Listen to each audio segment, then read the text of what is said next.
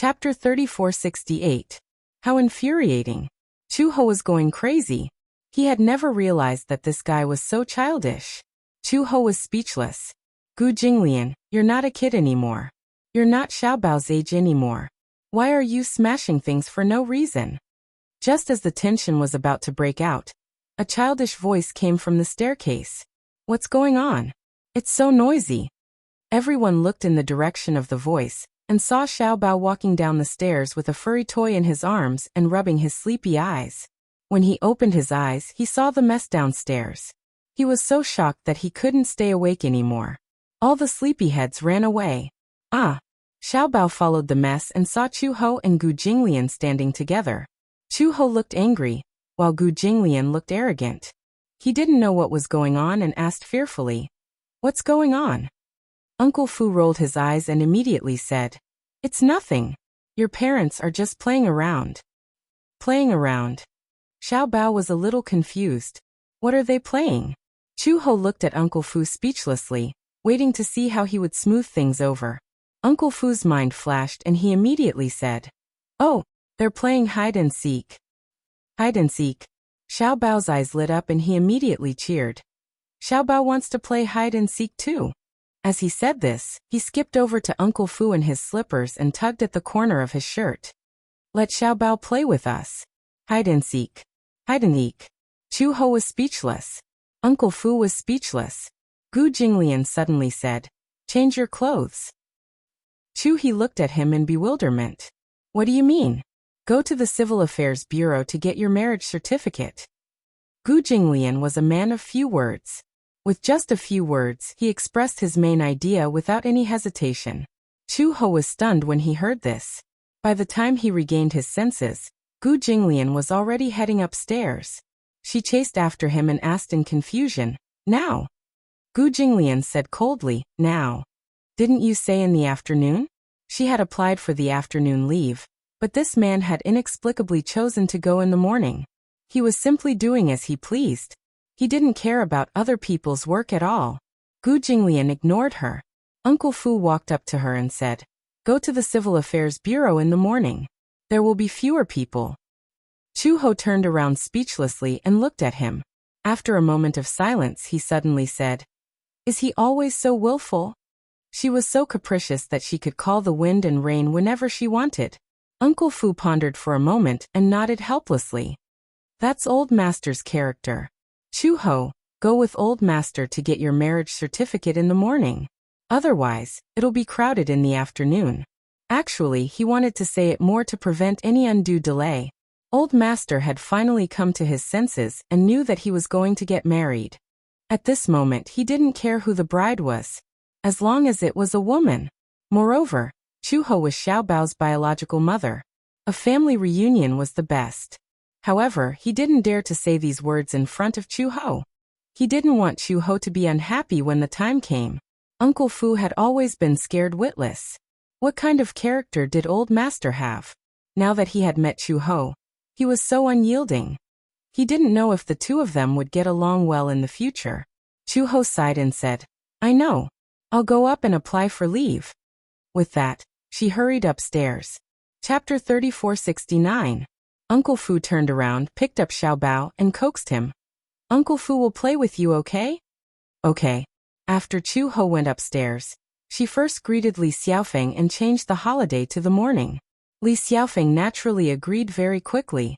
He didn't mention a word about what happened last night, or the text message. Perhaps it was because he had drunk a little too much last night, so he had said some things on impulse. When he woke up and was sober, he kept a tight lid on what happened last night, and didn't mention it. Chuho was naturally happy to see this happen. By the time she changed her clothes and went downstairs, Uncle Fu had already prepared her household register and ID card. When she saw the household register, Chuho was a little surprised. After she had settled down in the Gu household, the household register had become a problem. However, Uncle Fu was a know-it-all. In just a few days, he had helped her settle the problem. She came up with an identity and registered it under Uncle Fu's name as Chuho. Her identity would be that of a daughter. If it was based on the household register, Uncle Fu would be her father. Marriage registration at the Civil Affairs Bureau required a household register and identification card. Hence, Uncle Fu had already prepared these 4 items in advance. When Gu Jinglian came downstairs, Chu-ho was already waiting for him at the main entrance. The two of them got into the car, and Uncle Fu was moved to say goodbye with tears in his eyes. Ah! Old Master was finally getting married. This was a joyous occasion.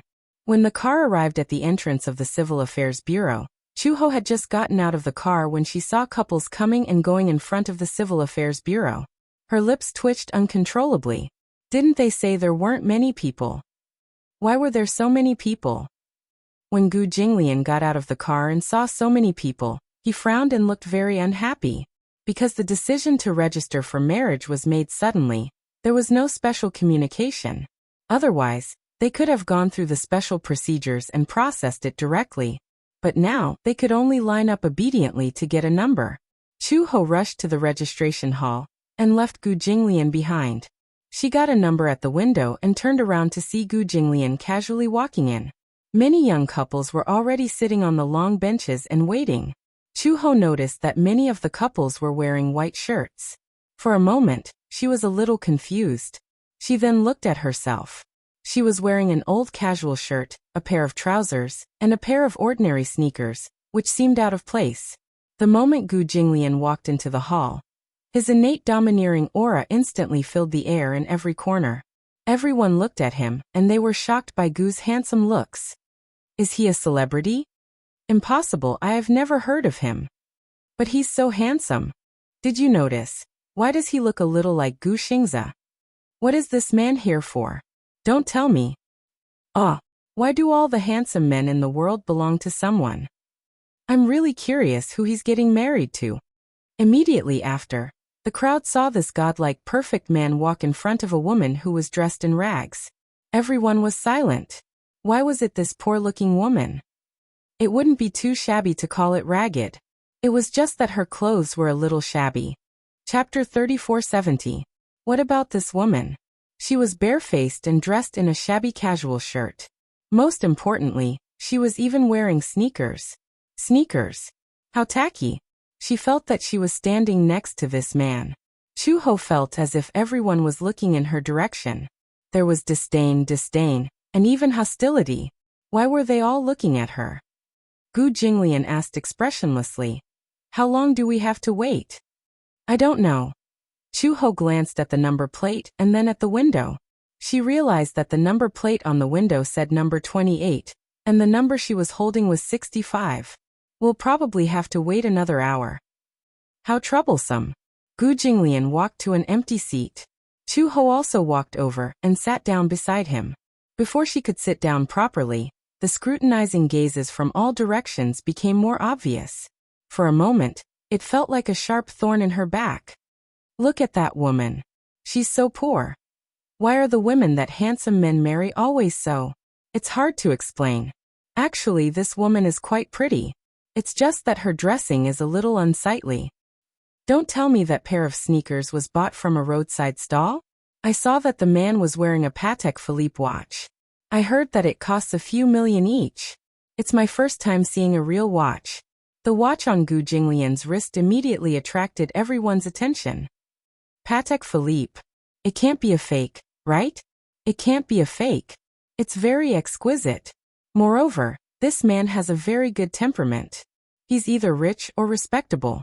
One look and you can tell that he's a rich man. Then how can he marry this woman? Even if he's poor, he should dress up a little when he comes to get a marriage certificate. He should at least wear a white shirt. Although the discussions were kept very low, they still reached Gu Jinglian and Chu-ho's ears very clearly. Gu Jinglian looked in the direction of the sound and narrowed his eyes dangerously. Those who were secretly discussing immediately turned their heads away in cold sweat, not daring to take another look. The world seemed to have finally quieted down. Gu Jinglian looked back again and sized up Chu-ho's clothes coldly. His handsome brows furrowed slightly. Why are you wearing these clothes? Chu-ho was speechless. I just wear a few clothes. Why didn't you buy clothes?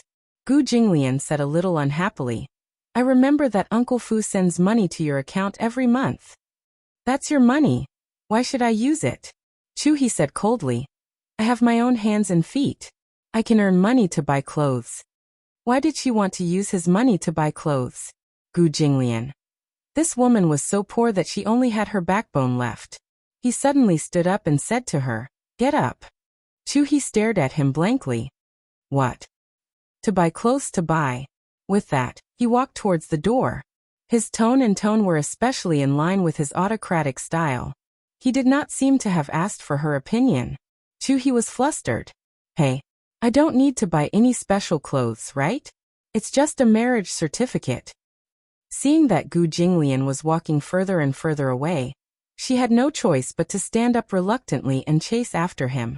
Behind her, a group of people looked at each other, not understanding the situation. What was going on? How could there be a woman who didn't like to shop, dress up, or buy clothes?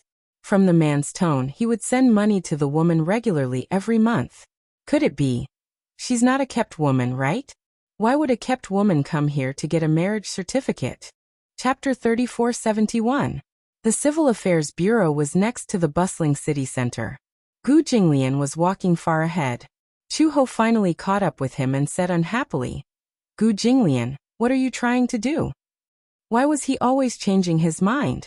Buying clothes. What clothes are you buying? Chu-ho said. Is my outfit not good enough? Moreover, we're here to register our marriage today. We can leave after registering. Is there a need to go through so much trouble? The main thing was that there wasn't enough time.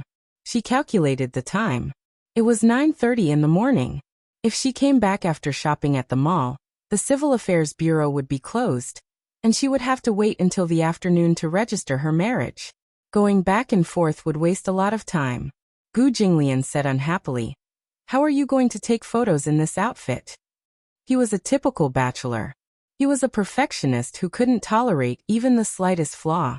At first, he thought that registering their marriage would only require a certificate. However, he found out that they still needed to take photos. There were so many couples who came dressed up beautifully, but she was dressed so casually. He even wore a suit. How could he tolerate her dressing so crudely and taking photos with him? How was her outfit an eyesore to him? Was there a problem? Chu-ho's lips twitched violently. I couldn't tell that you even wanted to register your marriage perfectly. Gu Jinglian ignored her. He walked into a department store on his own. Chu-hee followed behind him with a frustrated look on her face. Just now, when she walked in, the dazzling decorations and furnishings of the department store almost blinded her. It was too dazzling. She rubbed her eyes subconsciously and saw that Gu Jinglian had walked a long distance again. This guy. His legs were so long that every step he took covered a meter. Couldn't he walk slower? Chu-ho caught up with him, but he suddenly stopped in front of a clothing store. She couldn't stop in time and bumped into his back. She was dizzy from the impact. Go in. Every word that he said was incomparably stingy and precious. If he could express the meaning of a single word, he would not waste a single word more. Chu-ho reluctantly stepped in, and a gust of fragrant wind greeted her. Then, she was dazzled by the high-end fashions displayed in the wardrobe. Hello. The shop assistant came up to her, but before she could exchange greetings, she felt a gust of cold wind. She subconsciously looked behind Chu-hee, only to see a handsome but imposing man walking in. Gu Jinglian's cold and gloomy expression, as well as his incomparably noble posture of a superior, had an astonishing aura. The shop assistant was so scared that he froze on the spot. Gu Jinglian pushed Chu-ho in front of the shop assistant and ordered expressionlessly, "Pick out some clothes for her." "Yes, I'll pick it right away." The shop assistant was so scared that she broke out in a cold sweat. She immediately went to the wardrobe to pick out clothes. Chu-ho looked around and saw that the clothes in this clothing store were exquisite and beautiful, as if they were glowing. Why else would they say that you get what you pay for? Expensive things had their own reasons for being expensive. She pretended to be calm as she walked to the wardrobe and randomly picked out a piece of clothing. She picked up the price tag and glanced at it. Then, she pretended to be calm as she turned around and walked in front of Gu Jinglian. "Gu Jinglian, did you bring enough money?" "Money?" Gu Jinglian said confidently. "I didn't bring any money with me." Chu-ho lowered her voice and questioned. Why did you come to the mall if you didn't bring any money? Chapter 3472. I brought my credit card. Credit card? A credit card had a credit limit too. The clothes here were easily worth tens of thousands. Based on his rich and overbearing attitude, would a credit card really be enough for him? She asked doubtfully. Is your credit card limit enough? Gu Jinglian frowned and looked at her coldly. He didn't know what was wrong with this woman to doubt whether his credit card limit was enough. It was more than enough to buy the entire shopping mall, let alone a few clothes. Seeing that he was ignoring her, Chuho pinched his arm hard. However, she realized that his arm didn't look thick. When she pinched it, it was all firm muscles. She couldn't pinch it at all. It was scary. Gu Jinglian, don't sell me because you can't afford the clothes. Just as Chuho was feeling anxious, the shop assistant walked up to her from behind with a stack of clothes in her hands. She said respectfully, Miss, please come to the fitting room to try on the clothes. Gu Jinglian, why did you pick so many clothes? She hated trying on clothes the most. It was so troublesome to take off her clothes and put them on again. Chuho braced herself and went into the fitting room. Gu Jinglian sat outside and waited. However, she didn't see her come out even after half an hour. The shop assistants looked at each other. Gu Jinglian was also suspicious. He walked to the door of the fitting room and kicked it. Is she dead in there? Everyone was stunned when they heard this. Who was this man to this woman? At first, they thought that they were a couple. However, seeing him kick the door so violently and speak so fiercely, they didn't seem like a couple. It seemed like he was here to collect a debt. Chuho's angry voice could be heard from the fitting room. What are you rushing me for? Shut up. Many of the clothes were skirts. Just zipping them took a lot of effort. Gu Jinglian finally lost his patience. He pushed the door open and was about to go in when Chuho immediately blocked the door. She said angrily, What are you doing? Come out. I'm not done putting on my clothes. Gu Jinglian said impatiently, I'll give you 10 seconds. After saying that, he raised his hand and stared at his watch. He was really counting the minutes and seconds. Chuho panicked. He fumbled around and pushed the door open at the last second, glaring at him with a red face. Do you want to die? Why are you rushing me? Gu Jinglian turned to look at her, but when she saw the clothes she was wearing, she was inexplicably stunned. Chuho was wearing a chiffon dress. The skirt was very low, barely reaching her knees, revealing a pair of slender legs. The design of this dress was particularly unique. The inside was made of pure white satin, and the outside was covered with a layer of gauze. The gauze was decorated with handmade flowers. When Chuho wore it, she looked like a flower fairy. He had never seen her in a dress. In the past, when she was still Red Lotus, she always wore black clothes and pants. Her hair was tied up high, giving people a very neutral feeling. Even after giving birth to Xiaobao, her temperament didn't change much. When it came to dressing, she was still careless and perfunctory. She didn't like things that were too complicated. Hence, casual shirts and jeans were almost her standard outfit. This was because it was very simple to wear. She liked black clothes because they didn't get dirty easily. However, they didn't expect that when she dressed up meticulously, she wouldn't pale in comparison to those celebrities on TV. The shop assistants were deeply amazed. Chapter 3473. When Chuhi first walked into the shop, she was dressed plainly and inconspicuously. She was the kind of person who, when thrown into a crowd, would usually not turn back to take a second look even if she was pretty and dressed in dull clothes. However, she had not put on any makeup. She was just wearing a dress, but she was already stunning. So beautiful. The shop assistant exclaimed from the bottom of her heart. It was not a compliment. Chuho tugged at the hem of her dress in embarrassment. When she saw Gu Jinglian's stunned gaze, she thought that she looked ugly in this dress. She said awkwardly, Why is this dress so short? Gu Jinglian reacted and asked unhappily, Why were you in there for so long? Didn't you ask me to try on the clothes? Chuho said, There are so many clothes. It must take some effort to try them on one by one. Gu Jinglian was speechless. It turned out that this stupid woman really thought that trying on clothes was just trying on the size of the clothes. Could it be that she tried on one piece and then immediately took it off and changed into another one? That was why she was in there for so long. The shop assistant respectfully asked for Gu Jinglian's opinion. Sir, what do you think of this dress? Gu Jinglian sized her up. Even Chu Ho was waiting for his evaluation. It's average. He abruptly uttered these two words, seeming to play it down. Average? Did average mean that it was barely pleasing to the eye? Chu Ho said, It's not suitable for me to wear a dress. Why is it not suitable? The shop assistant said encouragingly. Miss, you look beautiful in a dress. Gu Jinglian said, Pack it all up. Pack it all up. The shop assistant was speechless. Sir, you mean these clothes? Gu Jinglian did not have the patience to listen to their nonsense. He handed over a black gold card and said, Stop talking nonsense. Pack it all up. What a rich and imposing man. This man must be very rich. After the shop assistant passed the black gold card to the store manager, the store manager finished settling the account.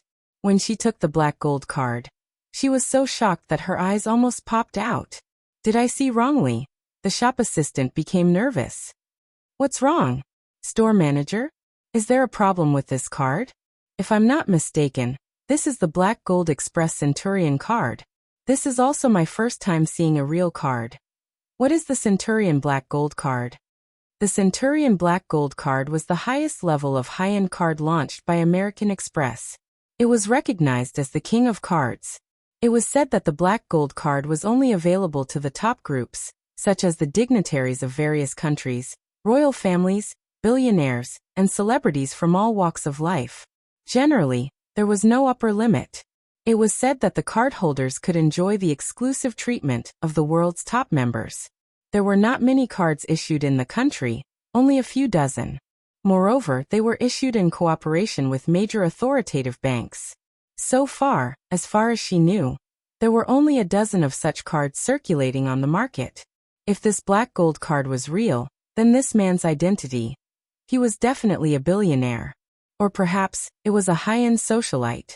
Moreover, it wasn't something that one could have just because they were rich. The total cost of the entire set of clothes was about 100,000 yuan.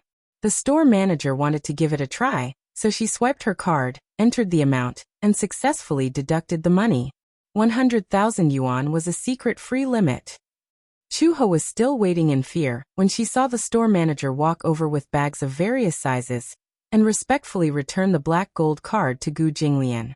Chapter 3474. The card was swiped just like that?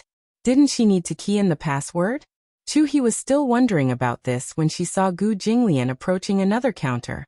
She raised her head and said, Manolo. Blahnik. What brand was this? It was in Italian. When she walked in, she realized that there were high heels in the display window. When Chu Ho followed Gu Jinglian out again, she was wearing 8-centimeter high heels that were crooked and unstable. She had never worn high heels before, let alone such high heels. Not only did the tips of her feet hurt, but it was also difficult to walk on. Chu Ho felt particularly embarrassed. She could have caught up with Gu Jinglian at first, but now, she was left far behind. How hateful. She, who had always dressed neutrally, suddenly changed into a dress and wore high heels. She suddenly felt embarrassed as if she was a man dressed as a woman. It was especially awkward. Gu Jinglian turned around and suddenly realized that she had fallen far behind. He frowned and saw a woman with disheveled hair and a crooked dress walking towards him like a little duck. Chu Ho finally caught up with him and said angrily, Can you walk slower? Gu Jinglian frowned and said coldly, So slow. Chu Ho kicked off her high heels and threw her bags on the ground angrily. She crossed her arms and said, Gu Jinglian, what do you want? Are you teasing me? Is it fun to see me dressed so strangely? You can do whatever you want. You're used to doing whatever you want. I don't have the patience to play along. Gu Jinglian was speechless. People around them came and went. When they saw this scene, they all looked at them curiously. They saw a tall, slender, and handsome man standing face to face with a woman in a dress who looked rather pathetic. The two of them stared at each other as if they were confronting each other. The atmosphere was tense and ready to explode at any moment. Gu Jinglian sized up Chu Ho's ashen face. He narrowed his eyes and frowned coldly. Chu-ho originally thought that he was on the verge of exploding. However, she saw him slowly bend over and kneel on one knee in front of her. With one hand he picked up the scattered high heels and gently opened his palm. His icy voice softened slightly. Feet, stretch them out. He looked up at her. Chu-ho was a little surprised. What? Feet? He repeated. Stretch it out. Gu Jinglian was known for his impatience and unpredictable temperament. To be precise, there was no sunny day on his face. If it wasn't dark clouds, then it was a violent storm.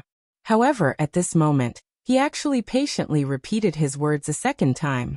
If it were in the past, it would have been impossible for this to happen. Chu-ho saw that he was holding the high heels and opened his palm. Could it be that he wanted to help her put on the shoes personally? The high and mighty old Master Gu was actually waiting on someone so patiently. Chu-ho didn't believe it. Hence, she stretched out her feet suspiciously. He was such a tall person, but her feet were only size 37.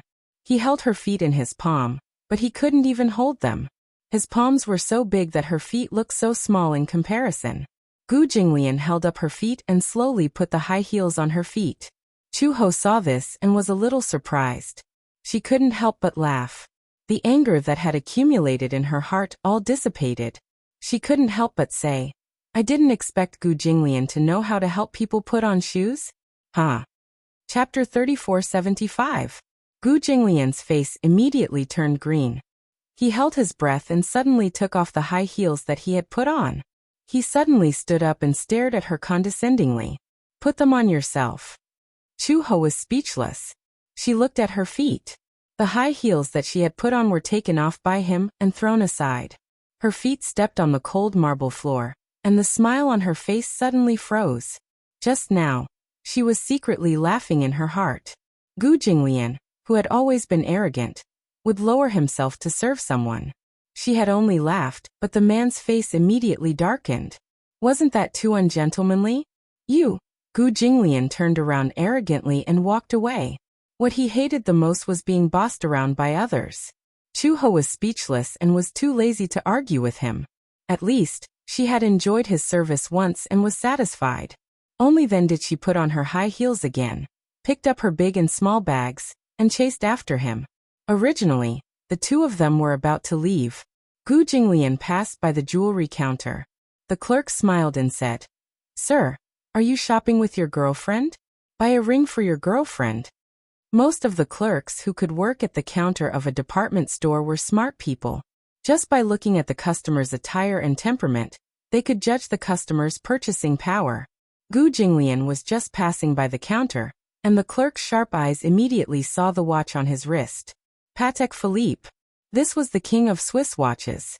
Patek Philippe was founded in 1839, and was the top of the top 10 watches in the world. He didn't get first place for nothing. The noble artistic realm and expensive production materials had shaped Patek Philippe's enduring brand value.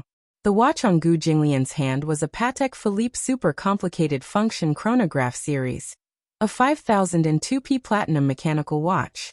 It was made of 950p platinum, with sophisticated workmanship, and was worth 17 million. It had to be said that the clerk's eyes were very sharp. Gu Jinglian did not even turn his head, but the clerk continued to say enthusiastically, Aren't you going to buy a ring for your girlfriend? Behind him, Chu-ho also walked over. When he saw the dazzling diamond necklace and ring on the counter, he couldn't help but feel dazzled. Gu Jinglian suddenly turned back to the counter and asked very seriously, Do I need to buy a ring for my wedding? Is this your girlfriend? The shop assistant glanced at Chu-ho and said with a smile, Your girlfriend is so beautiful. Are you getting married? Gu Jinglian said expressionlessly, Answer my question. The shop assistant froze. She was obviously shocked by Gu Jinglian's cold and gloomy expression. She subconsciously replied, Of course. Nowadays, people need to buy wedding rings when they get married. Did she find herself a rich man? She had invited a demon king to her side. This man, his aura is so strong, so terrifying. Chu-ho saw Gu Jinglian pause at the counter. She went forward to take a look and saw many beautiful diamond rings displayed on the counter. She looked up and saw the word, I on the sign. The dew shines like gold. Even the sign wanted to be inlaid with diamonds. On the other side, the shop assistant gushed.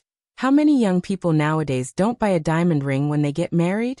A wedding ring not only represents a promise, but also a beautiful true love and a sacred marriage. Chapter 3476. Gu Jinglian suddenly glanced at Chu Ho. His gaze fell on her hand that was carrying bags of various sizes. Her ring finger was bald and did not look good. He did not know much about the process of getting married. After all, he had originally planned not to get married for the rest of his life, so he did not pay attention to the complicated details of marriage. However, since this woman was Gu Jinglian's wife, she had to have what others had. Since they had to buy a diamond ring for their wedding, she had to have one too. Gu Jinglian said, "Pick one." Chu Ho was so engrossed in staring at the diamond rings on the counter that she did not immediately realize what Gu Jinglian had said. Gu Jinglian turned his head and repeated, "Pick one." Chu Ho looked up and was a little surprised. "What?" The shop assistant kindly explained. "Your husband wants you to pick a ring. You're getting engaged, right? You can't not buy a wedding ring." Chu Ho pondered for a moment and suddenly said, "Do we have to buy a wedding ring for our wedding?" She did not understand either. Everyone was silent. The shop assistant could not help but curse in her heart. Your husband wears such an expensive watch that costs more than 10 million. Why does this woman look like she is not interested in a diamond ring? What kind of woman does not like diamonds? She must be a fake woman. Of course we have to buy a ring for our wedding. Chu Ho glanced at the counter again, but felt that all the rings looked the same. She could not help but shake her head and say, "I don't like any of them." "Beautiful lady, the ones on display at this counter may not be to your liking. However, if you don't have any concerns about the price, I can recommend 2 treasures of our store." As she said that, the shop assistant immediately opened the safe and walked over with an exquisite box. The shop assistant put on a pair of gloves and carefully opened the ring. In an instant, a ray of light seemed to bloom. Inside the box, there was a ring with a unique design lying quietly. "This is one of the most high-end rings in our store, Tower Oath." She carefully lifted the ring and introduced it to Chu Ho. "Madam, take a look. The side of this ring is in the shape of the Eiffel Tower in France. If you put it under the light, it will project the shape of the Eiffel Tower. It's a 1-carat diamond, and the cutting is very delicate." Chu Ho was not interested. His only thought was that the diamond was so big and shiny. Seeing her indifferent look, the shop assistant was a little disappointed. "You don't like this one? It's too big. It looks very cumbersome."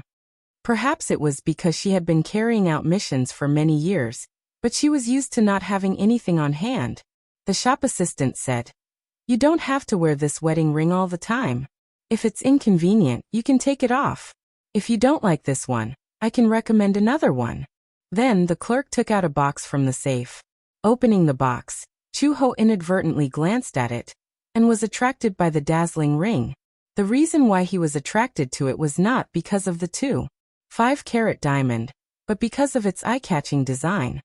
This one is the True Love Coronation Princess. The True Love Coronation series is Ito's high-end customization. The True Love Coronation series uses a diamond-inlaid design in the shape of a crown. The ruby on the side is just like the eye-catching highlight on the crown. It crowns every moving love and makes every bride a princess in a fairy tale. Before Chu Ho could finish listening, she could not help but break down. "Princess?" Chapter 3477. What a childish way of putting it. However, the ring was indeed beautiful.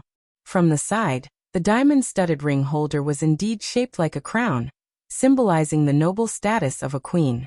The claw links were shaped like a lotus flower, symbolizing the purity of a girl. The rubies inlaid on both sides were the most expensive of the 4 major gemstones and were quite rare. In Europe, the rare rubies represented the symbol of power. Although Chu Ho was not interested in diamonds, she could not deny that the ring was indeed beautiful. She asked casually, "How much is it?" The shop assistant smiled. 200,000 yuan.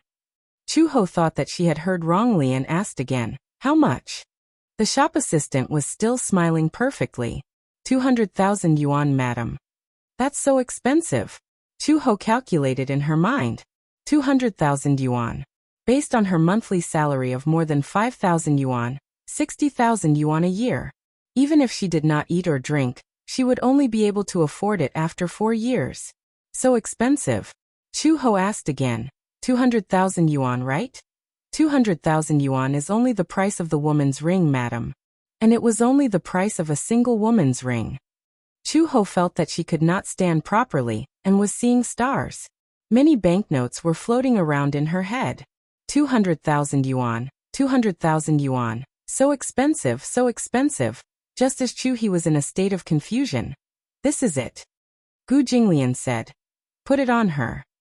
The shop assistant immediately said to Chu Ho, Madam, would you like to try it on? Chu Ho was a little wary. Do I need to pay to try it on? The smile on the shop assistant's face froze. She blinked for a long time and then said with a stiff smile, No need, madam. Chu Ho then stretched out her hand. Her right hand had 5 slender fingers with distinct joints.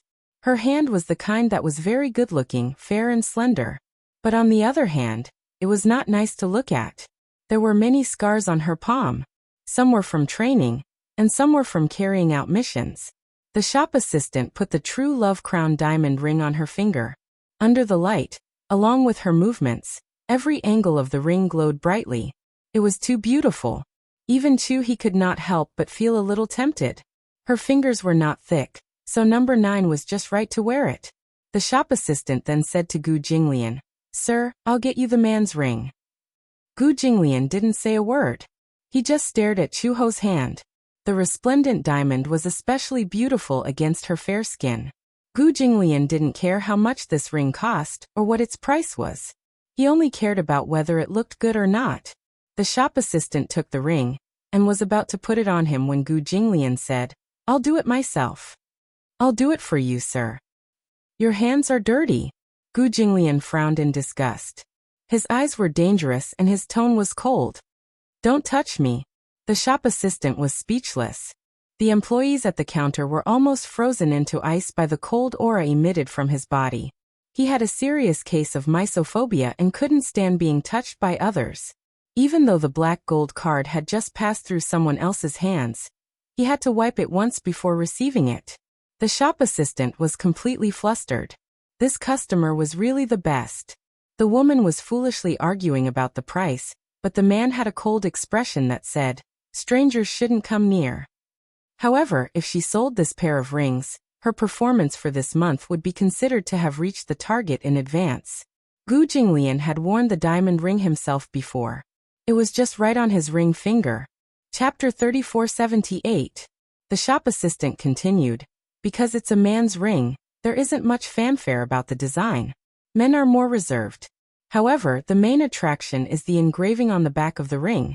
There are 2 very small rubies inlaid. This also has a meaning. It means that love is in the heart. Chu Ho leaned closer to Gu Jinglian and said in a low voice, 200,000 Gu Jinglian.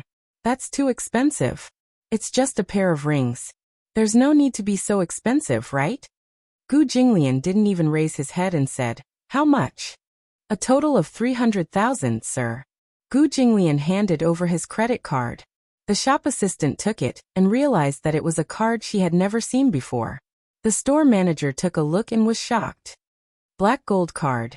The shop assistant lowered her voice and said, What's a black gold card? I'll tell you later. Swipe the card first. The shop assistant was afraid that Chu Ho would regret it, so she quickly took the card and swiped it. After swiping the money, the shop assistant asked respectfully, Would you like me to wrap it up for you? Gu Jinglian said, No need. To him, since he was wearing the ring on his finger, there was no reason to take it off. Otherwise, what was the point of a wedding ring? Then the after-sales card, Gu Jinglian said, No need. The store manager stared blankly at Gu Jinglian and Chu Ho as they left. Beside her, the shop assistant asked carefully, What's a black gold card? That's a high-end card issued by American Express all over the world. The people who have it are either billionaires or celebrities. The shop assistant was stunned. Such a young man was actually a billionaire. At first, she had some doubts about whether the watch on Gu Jinglian's hand was a fake.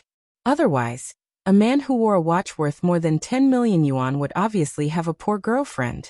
She didn't expect. When they left the department store, they used the VIP service to send the clothes and high heels they bought back to the Gu family's house. When Gu Jinglian and Chu Ho returned to the Civil Affairs Bureau again, it happened to be number 64's turn. When they walked into the registration hall, the newlyweds who had just registered their marriage and hadn't left yet were choosing souvenirs or taking photos with them were stunned when they saw Chu Ho and Gu Jinglian return, and saw that Chu Ho had changed his clothes and sports shoes into high heels. He was very adaptable. Although she was not used to it, she had gotten used to wearing high heels along the way, and was able to walk with ease. When she saw them leave just now, she thought that the two of them had quarreled and decided not to register their marriage. She didn't expect that they actually went to the department store next door to buy clothes. Someone noticed the ring on Chu-hee's finger and sucked in a breath of cold air. Oh my God! What a big diamond ring! This ring, it must be at least 1 carat least. What's with that look on your face? Have you never seen a 1-carat diamond ring? How can it? There must be 2 carats is this. How much is this? Wait a minute, I saw this ring when I was shopping yesterday. This isn't a Do True Love coronation series? Is it expensive? 2 carats is worth at least 100,000 yuan. Chu Ho stared at the number displayed on the window. Finally, it was her turn. She walked over and took the application form. When she came back, she and Gu Jinglian each took one. What's this? Application form. Fill it out. How do I fill it out? You're so stupid. Let me do it. Chapter 3479. Gu Jinglian looked at her fixedly, only to see her head lowered. She held a pen and focused on filling in the information on the form. She lowered her head, and her fringe fell slightly, covering her eyebrows. Gu Jinglian instinctively reached out and tucked her hair behind her ear. Chu Ho couldn't help but be startled. She was obviously not used to his seemingly intimate behavior. Her expression was a little unnatural as she said, "It's nothing." Gu Jinglian reacted and realized what he was doing. He awkwardly retracted his hand and turned his head with a dark expression. He lazily propped his chin up and no longer looked at her. After filling in the form, Chu Ho stood up and walked to the window. However, she was told to press her fingerprint, so she turned back and said to Gu Jinglian, "You have to go with me." "What for?" "You have to sign it." "Sign it?" Chu Ho obviously didn't describe it well enough, so Gu Jinglian immediately thought of an indenture. Was this a marriage certificate or an indenture? Why did she have to sign it? When he was pulled to the window by Chu Ho pointed to the ink pad and said, "Press your fingerprint." Gu Jinglian's face was cold, and his eyebrows were a little pale. It turned out that they were going to press their fingerprint. The staff member looked up and saw Gu Jinglian pressing the ink pad with a sullen face. She couldn't help but think to herself, could this be the rumored forced marriage? Gu Jinglian pressed his fingerprint on the signature area and returned to his seat. Chu Ho asked, "Is this okay? Where are the documents?" It was the staff member's first time seeing such a weirdo. She patiently asked, "Do you have a photo?" "Photo? What photo?" "The photo on the marriage certificate." Chu Ho was confused and asked a very retarded question. Does a marriage certificate need a photo? Where did this weirdo come from? Didn't he know that a marriage certificate needed a photo? The staff member took a deep breath, and then picked up the 2-inch topless photo provided by the previous couple to show her. "Here. You don't have such a thing, do you?" Chu Ho said blankly. "I didn't." "It doesn't matter if you didn't film it. You can film it now too." As the staff member spoke, he pointed to the price list hanging at the side and said, "But there's a fee for taking photos on the spot." What he meant was hurry up and fork out the money. Chu Ho glanced at the price list. The production cost of the ID card was 20 yuan, and the photo cost 20 yuan as well. It was a total of 40 yuan. She suddenly looked into the distance. It was 40 yuan. She had left in a hurry and seemed to have forgotten to bring her wallet. Chu Ho searched her pockets with great effort. Suddenly, she realized that she was wearing a dress with no pockets, and it was newly bought. She returned to Gu Jinglian's side and shrugged at him. "Money? Did you bring any money?" Gu Jinglian was getting impatient. What money? Chu-ho imitated the staff member and pointed to the price list. Gu Jinglian looked up at the price list and pursed his lips. Then he took out the all-purpose black gold card. After taking the black gold card, Chu-ho was a little confused. You can swipe a card here? I don't know. Chu-ho wanted to give it a try. She took the black gold card and walked to the window. She cleared her throat and asked awkwardly, can I swipe a card? The staff members turned around and looked at her as if she was an idiot. They said word by word, we only accept cash. Chu-ho was speechless. Half an hour later, Uncle Fu rushed over with the wallet. Chapter 3480. Gu Jinglian sat on the bench. His face was dark, and he was obviously on the verge of exploding. Why did it take so long to get a marriage certificate? He said coldly. It's a waste of time. Chu-ho stood aside speechlessly, holding her forehead. We could have gotten it done in the morning, but you insisted on buying clothes. Gu Jinglian glared at her, but Chu-ho glared back at him indignantly. Uncle Fu walked over and handed her the wallet. He asked, why didn't you bring any money with you? I thought we didn't need money to get a marriage certificate. The Civil Affairs Bureau is not a charity. Uncle Fu looked at the time. There was still more than an hour before the afternoon shift. He said, it's time for everyone to get off work.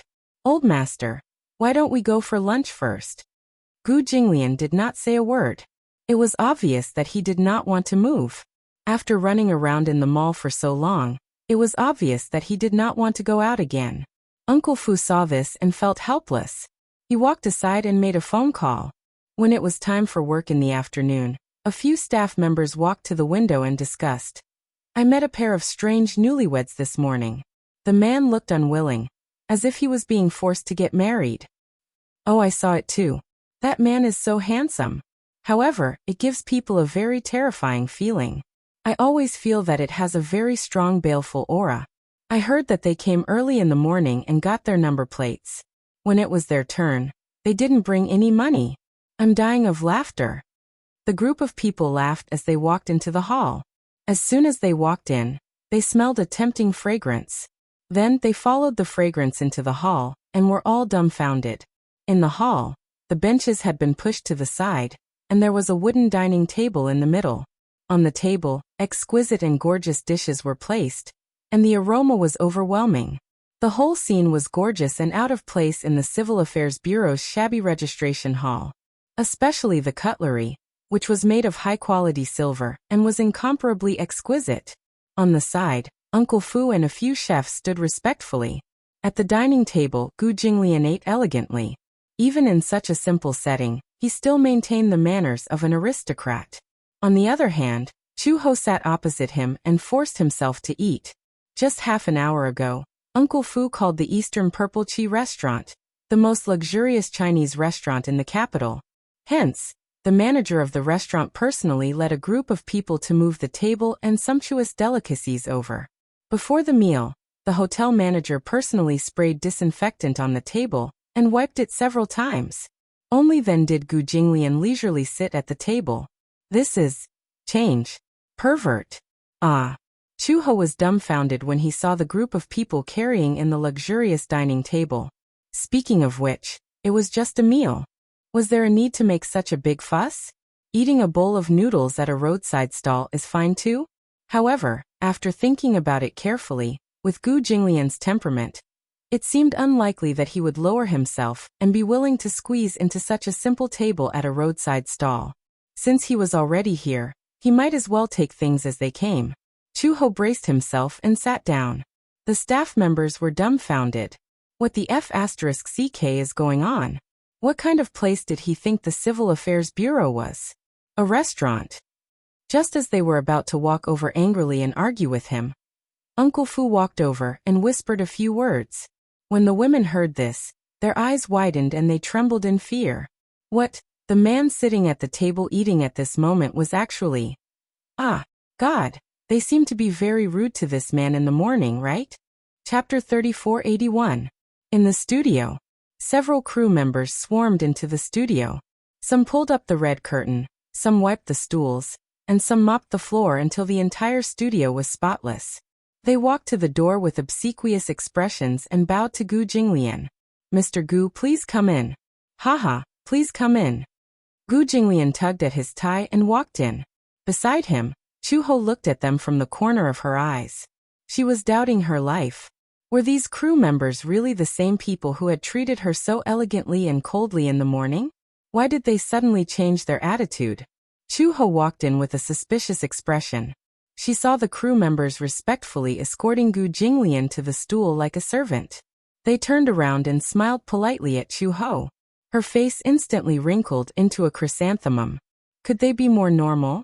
She felt a chill run down her spine. Chu-ho walked awkwardly to Gu Jinglian's side and sat down. The crew member walked to the back of the camera and glanced at the lens. She smiled and said, "Sit closer." Chu-ho instantly had goosebumps all over her body. She leaned closer to Gu Jinglian. "Can I?" The crew member glanced at the camera again and felt that Gu Jinglian was about to go out of frame. "Sir, come over here a little." Gu Jinglian looked at her coldly and slowly moved towards Chu-ho. "Come closer." Gu Jinglian moved a little more. "Be more intimate. It looks very distant." The man should put his arm on the woman's shoulder. It's more natural. Gu Jinglian raised his arm and pulled Chu-ho to his side. Chu-ho was speechless. The crew member was speechless. Gu Jinglian said impatiently, "Hurry up and take the photos." "Yes. Yes." The staff member nodded his head like he was pounding garlic and took a few photos with a click-click-click sound. When the photos were developed, they were taken directly to make a certificate. When Chu-ho received the marriage certificate, in the photo, Gu Jinglian had one arm around her shoulder. He looked extremely domineering. There was no expression on his face. He did not have the joy of other newlyweds, nor did he have a trace of a smile. His face was cold from beginning to end. At the very least, she curled the corners of her mouth slightly. Although her smile wasn't obvious, it wasn't so stiff. Forget it. It was just a certificate. Even after returning home, it would be locked in the drawer to collect dust. Chu-ho walked over to Gu Jinglian and handed him a red document. "Here, it's yours." "2 portions?" "Yes, one for the man and one for the woman." Chu-ho looked at the time and quickly said, "Okay, I'm ready to go to work." After that, she ignored Gu Jinglian and left in a hurry after saying goodbye to Uncle Fu. Gu Jinglian looked at the marriage certificate in his hand and flipped it open. In the photo, the two of them looked awkward but intimate. This was the first time he had taken such a photo with a woman. This woman was now officially his wife. There was an extremely strange and awkward feeling that inexplicably arose spontaneously. Uncle Fu walked over and saw Gu Jinglian staring at the photo on the marriage certificate. He quietly asked, "Master, shall we go home?" His voice broke his train of thought. Gu Jinglian looked up and handed the certificate to him. "You're in charge of keeping it." Uncle Fu took the marriage certificate like it was a treasure. He flipped it open and looked at it. He was instantly beaming with joy. Gu Jinglian suddenly warned coldly, "No one is allowed to see it. Do you hear me?" Chapter 3482. Gu Jinglian sat on the bench. His face was dark, and he was obviously on the verge of exploding. Why did it take so long to get a marriage certificate?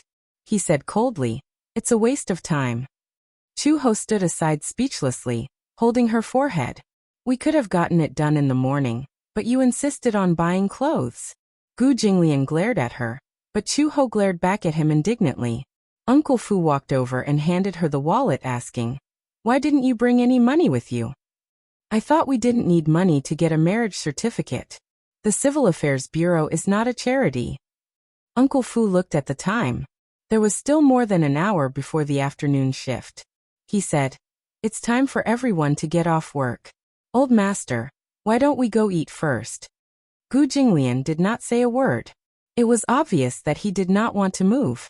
After running around in the mall for so long, it was obvious that he did not want to go out again.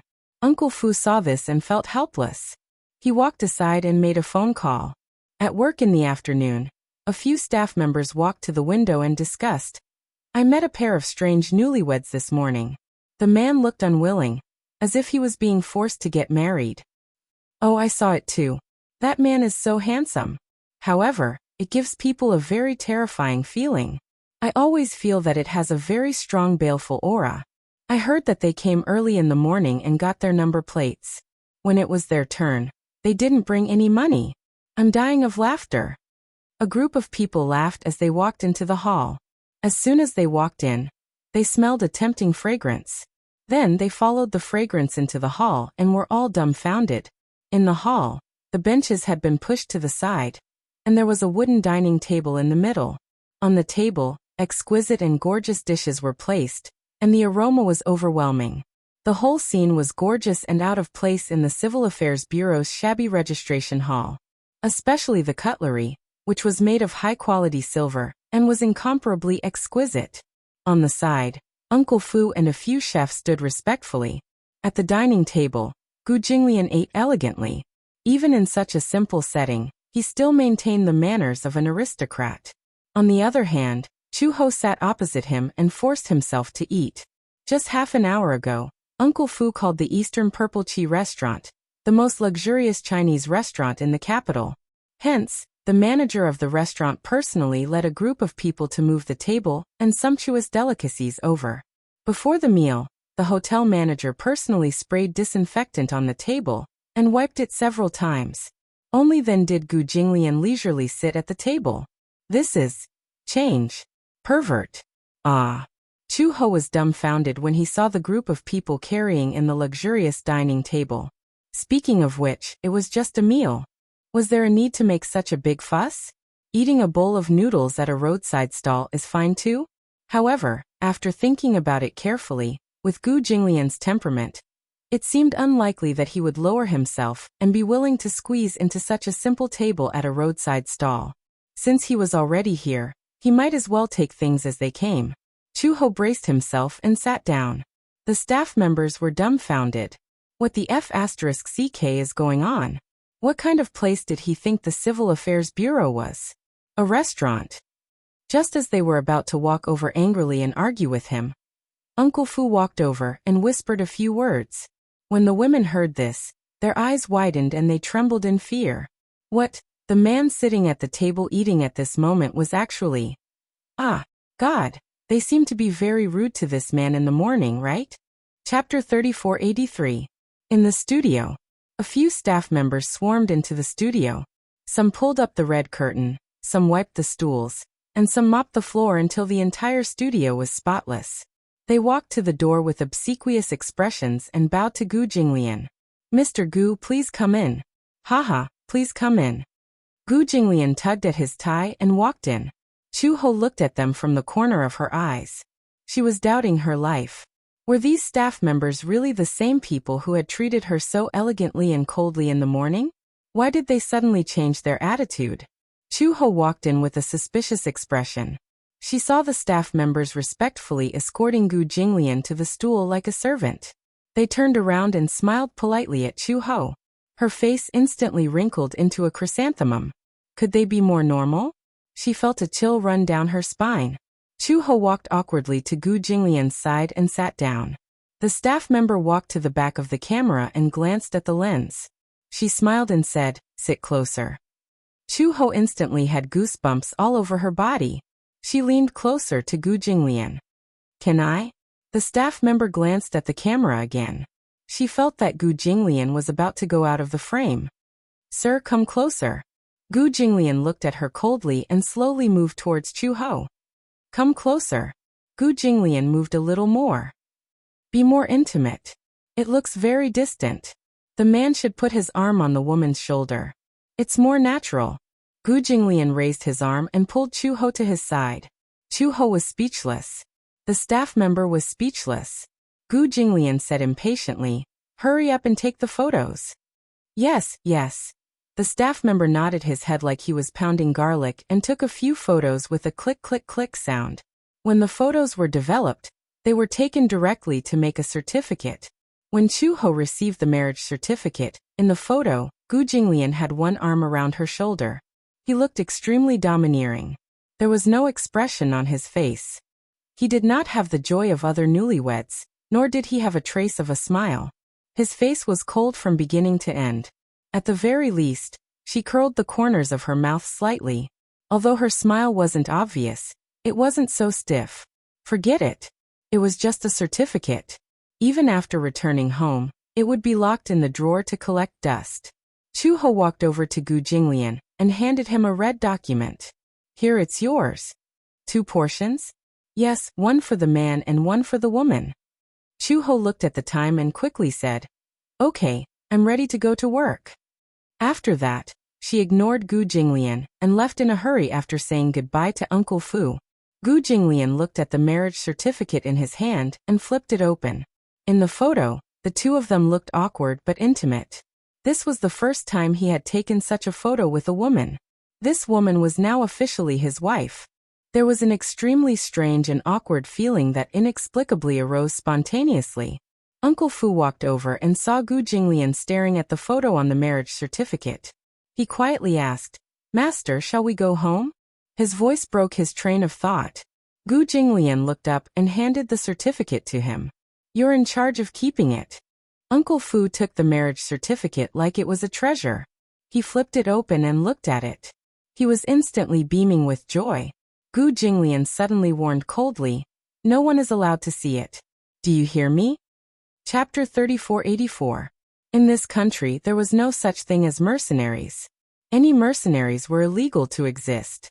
Only in other countries, especially in war-torn areas, there were mercenary groups with extremely impressive backgrounds. Chu-ho asked back, What's so strange about that? Aren't you afraid of death?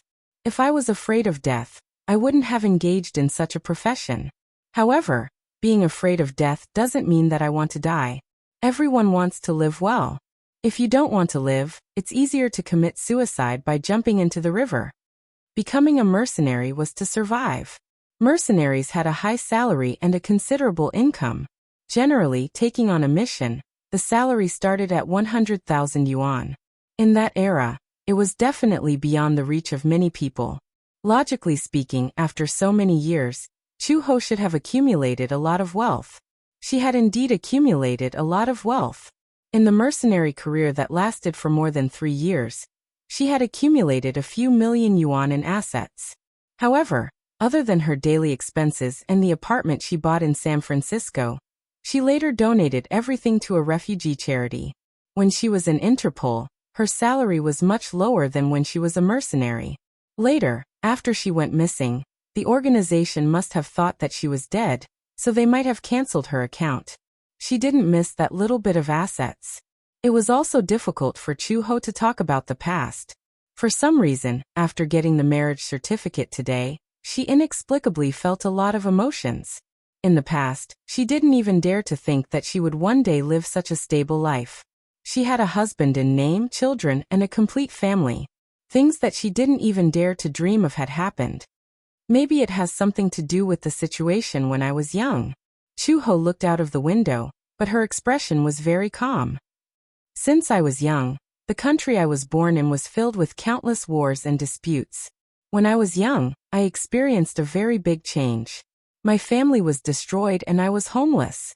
I boarded a humanitarian rescue ship from the United States and safely arrived at the pure land of the United States. In the beginning, I became a mercenary because I wanted revenge. Revenge? I wanted to become stronger and then maintain peace. When I became strong enough, I would kill those enemies with my own hands. However, when I grew up, I realized that the rebel organization that destroyed my family had long been eliminated. Thus, this wish became the wish to maintain world peace. As Chu-ho spoke, he was amused by the childish thoughts of his youth. He actually had such a childish childhood. Isn't it funny? When I was young, being a mercenary was a sacred profession in my eyes. That's because in many war-torn countries, in addition to the peacekeeping forces, the ones fighting against many rebel groups are mercenaries dispatched by the government. I was rescued from the flames of war by a mercenary. At that time, I thought that when I grew up, I must become such a brave person. However, when she grew up, she realized that the world was actually so complicated. It was not as simple as she had imagined. It was the law of the jungle. The weak were destined to have no place to survive. Those organizations that had originally judged the government were only resisting because of the government's incompetence and misuse of power. As for the troops who claimed to be righteous, Most of them were just invaders for the sake of the country's own interests or for the sake of the local oil and natural gas resources. Chapter 3485. In this world, there's no such thing as absolute justice or absolute evil. There's only the strong and the weak. Chu-ho said slowly, maybe what I'm saying sounds funny, but maybe the absolute justice in your eyes is just self-interest and a high-sounding doctrine. Li Xiaofeng stared at her blankly, unable to digest what she had said. Chu-ho noticed that he kept looking at her and couldn't help but feel strange. What's wrong? Nothing. It's just that this is the first time I've heard someone say that. Li Xiaofeng shook his head and sighed. Maybe it's just as you said, there's no such thing as absolute justice in this world. He changed the topic and asked, then why did you leave Interpol?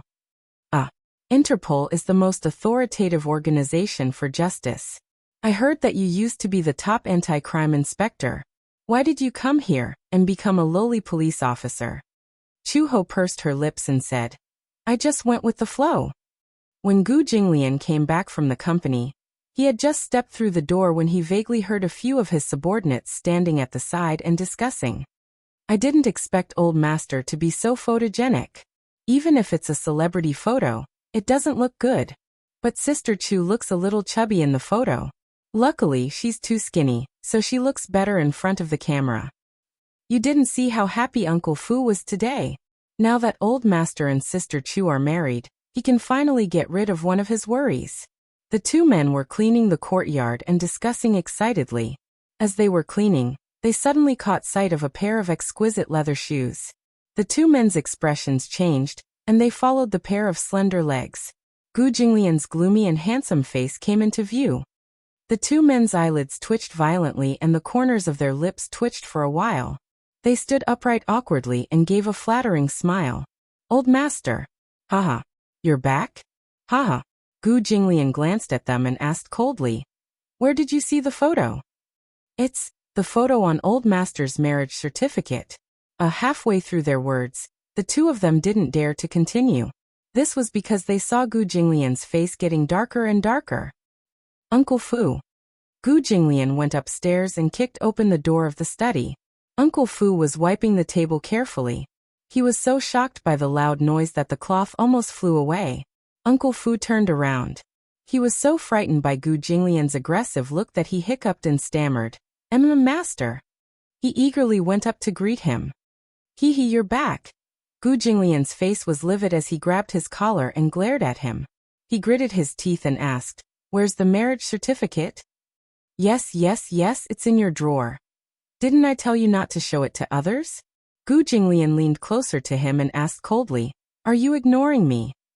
F***ck. He had been betrayed? Who was the shameless blabbermouth?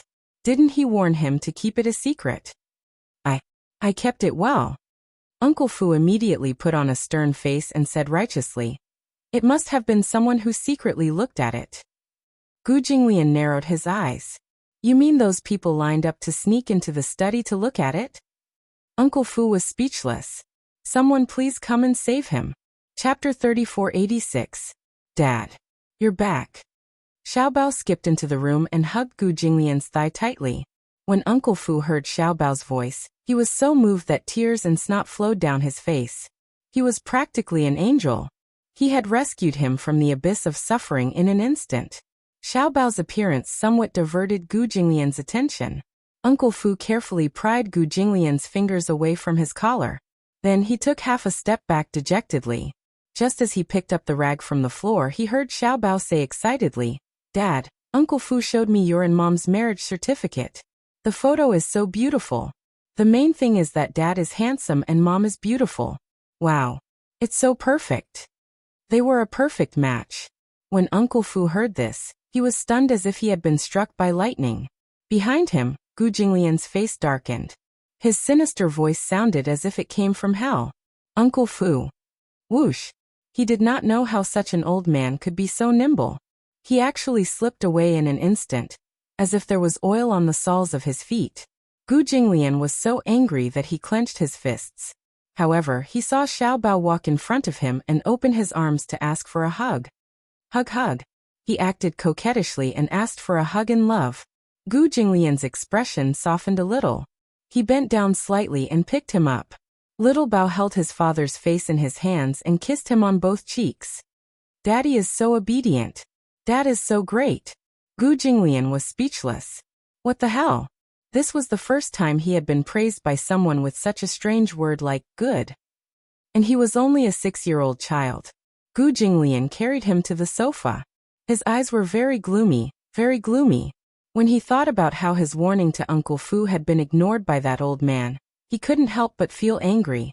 I told him to take good care of it and not let anyone see it, but he actually came back and passed it around. Seeing his gloomy face, Xiaobao patted his face with his little hand. Daddy, what's wrong?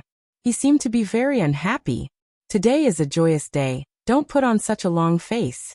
Big day. Gu Jinglian grabbed his hand and warned him coldly. Don't hit Dad's face. Why? Very disrespectful. Xiaobao nodded as if he understood. Then he puffed out his chest and said righteously, Daddy, you're not allowed to hit my head from now on. Xiaobao said seriously, because that's also very disrespectful. Pa Gu Jinglian smacked him on the head. Xiaobao immediately hugged his head and said angrily, What are you doing? Asking for a beating? How am I asking for a beating? Did I say something wrong? Gu Jinglian reminded him. When will you be my father? Only then will it be your turn to educate me. Xiaobao looked like a little adult and muttered angrily. I want to be your father, but unfortunately, I don't have the chance. However, if I really have a disobedient son like you, I will definitely be angry and my life will be shortened. Gu Jinglian was speechless. He closed his eyes and clenched his fists, resisting the urge to hit him. Xiaobao said again, You don't know how to cherish such a cute son like me. You have to know that being my father is a blessing that you've accumulated over several lifetimes. Gu Jinglian was speechless. He suddenly pinched Xiaobao's chubby cheeks and said coldly, If you talk nonsense again, I'll hit you. Chapter 3487. The father and son held on tightly to each other as they ravaged each other. However, Xiaobao was obviously at a disadvantage. His chubby little fingers were not as long as Gu Jinglian's, nor were they as strong as his. After a while, Gu Jinglian did not feel anything, but he felt like his face was about to be torn apart. Torn. It hurts. Xiaobao protested pitifully. Don't pinch anymore, Sob. Don't pinch anymore. Gu Jinglian frowned. He grabbed his chubby cheeks and played with them. Yes, it felt good. Just like a glutinous rice ball. Xiaobao was Xiaobao. He might as well change his name to Little Bun. The chubby baby fat was so pleasing to the touch that Gu Jinglian could not help but relax his brows. Even the knot in his heart disappeared. However, Xiaobao, who was being ravaged in his hands, was suffering unspeakably. He punched and hit like an angry cat, using his hands and feet to protest. Gu Jinglian finally let go of him. Xiaobao covered his face in pain. He looked like a storm was coming, as if a dam was about to burst. Gu Jinglian casually picked up the afternoon snack and stuffed it into his mouth. Xiaobao was speechless. He licked it with his tongue, and the pain on his face disappeared immediately. He said in surprise, Wow, it's so sweet. The child's face was indeed like the weather in June, changing as quickly as it wanted. Xiaobao looked at the snacks on the coffee table. These were pastries that Uncle Fu had prepared in advance. Gu Jinglian casually stuffed them into his mouth. They were rose pastries. It was Xiaobao's first time eating such delicious snacks. He reached out to take them. Slap. Gu Jinglian slapped his hand away. Xiaobao retracted his hand in pain and glared at him fiercely. Then he reached out to take them again. Slap. You're not allowed to eat them. Gu Jinglian refused coldly, They're mine. Stingy brat. Xiaobao sat down on the carpet and hugged his arms with an aggrieved expression. Gu Jinglian picked up the pastry, pinched a rose pastry with his long fingers, and took a bite. He then looked at Xiaobao, only to see a certain guy with a greedy expression, almost drooling. You want to eat? Yes. Xiaobao quickly nodded, expressing his position. Gu Jinglian suddenly curled his lips and said slowly, That depends on whether you have the ability to eat it. Uncle Fu had just finished tidying up the other rooms. When he passed by the study, he casually pushed open the door and saw Gu Jinglian sitting leisurely on the sofa. He casually picked up a piece of rose pastry, and then casually threw it out like a parabola. Xiao Bao immediately straightened his neck and opened his mouth wide to receive the rose crisp. Awu! After experiencing 2 failures, he was amazed this time. First, he predicted where Gu Jinglian would throw the rose pastry. As such, as soon as the rose pastry was thrown, he reacted in time and leaned over. With his mouth open, he caught the rose pastry steadily. Gu Jinglian praised generously, "Beautiful." Xiao Bao was extremely pleased. He puffed out his chest and looked very proud. Uncle Fu was petrified. "Dad, am I awesome?" Xiao Bao lay on his lap with an expression that said, "Come and praise me, come and praise me." If he had a tail, it would be wagging vigorously at this moment. Gu Jinglian patted his head. "Yes, you're awesome." Hee hee. Xiao Bao caught a glimpse of Uncle Fu from the corner of his eye and immediately turned to Uncle Fu, saying, "Uncle Fu, come and play with us. This game is very fun." Chapter 3488. Uncle Fu immediately cleared his throat and said, "I still have something to do." With that, he turned around and slipped away. Uncle Fu was about to teach those little rascals a lesson. How dare they bring up the matter of him circulating Old Master's marriage certificate in front of Old Master. Now that he had offended Old Master, he wouldn't dare to show his face in front of him for a few days. Uncle Fu closed the door behind him. Gu Jinglian turned around and saw Xiao Bao looking at him expectantly. "Let's continue playing. Let's continue playing. This game is so fun." It was much more fun than playing video games. More importantly, no matter what game it was, as long as he could play it with Gu Jinglian, Xiao Bao felt that it was a lot of fun. He really enjoyed the time he spent with Gu Jinglian. No matter how boring the game was, he still found it interesting. Gu Jinglian said calmly, "No." "Why?" Xiao Bao was greatly disappointed. He shrugged his head and said pitifully, "Why don't you play? Dad has something to do." Oh, Xiao Bao knew how to read people's expressions and was very tactful. Hence he muttered, "Then I'll look for Uncle Fu to play." As he said this, he stood up and ran to look for Uncle Fu with a bowl of rose pastries in his hand. Gu Jinglian suddenly stood up and walked slowly to the desk. Suddenly, he thought of something and quietly pulled open the drawer. In the drawer, there was a red marriage certificate on top of a pile of account books. The 3 words stamped in gold on it were so eye-catching. Gu Jinglian sat down on the chair and casually picked up the marriage certificate. He gently flipped it open and a photo of him and Chu-ho came into view. In the photo, he was holding Chu-ho's shoulder and looking at the camera. His face was cold and his dark eyes were deep and unfathomable. So this was how he looked in other people's eyes. Gu Jinglian subconsciously reached out and touched his face. He was a little surprised. He rarely looked at himself in the mirror, so from the photo, one could clearly see that his calm face was actually so cold. No wonder Xiao Bao kept avoiding him when they were in the Gu family. He seemed to be very afraid of him. Beside him, Chu-ho was clearly caught off guard when he was suddenly pulled to his side. However, he had to cooperate and smile, but his smile was very awkward. He smiled awkwardly. She was even a little reluctant. Unwilling or unwilling?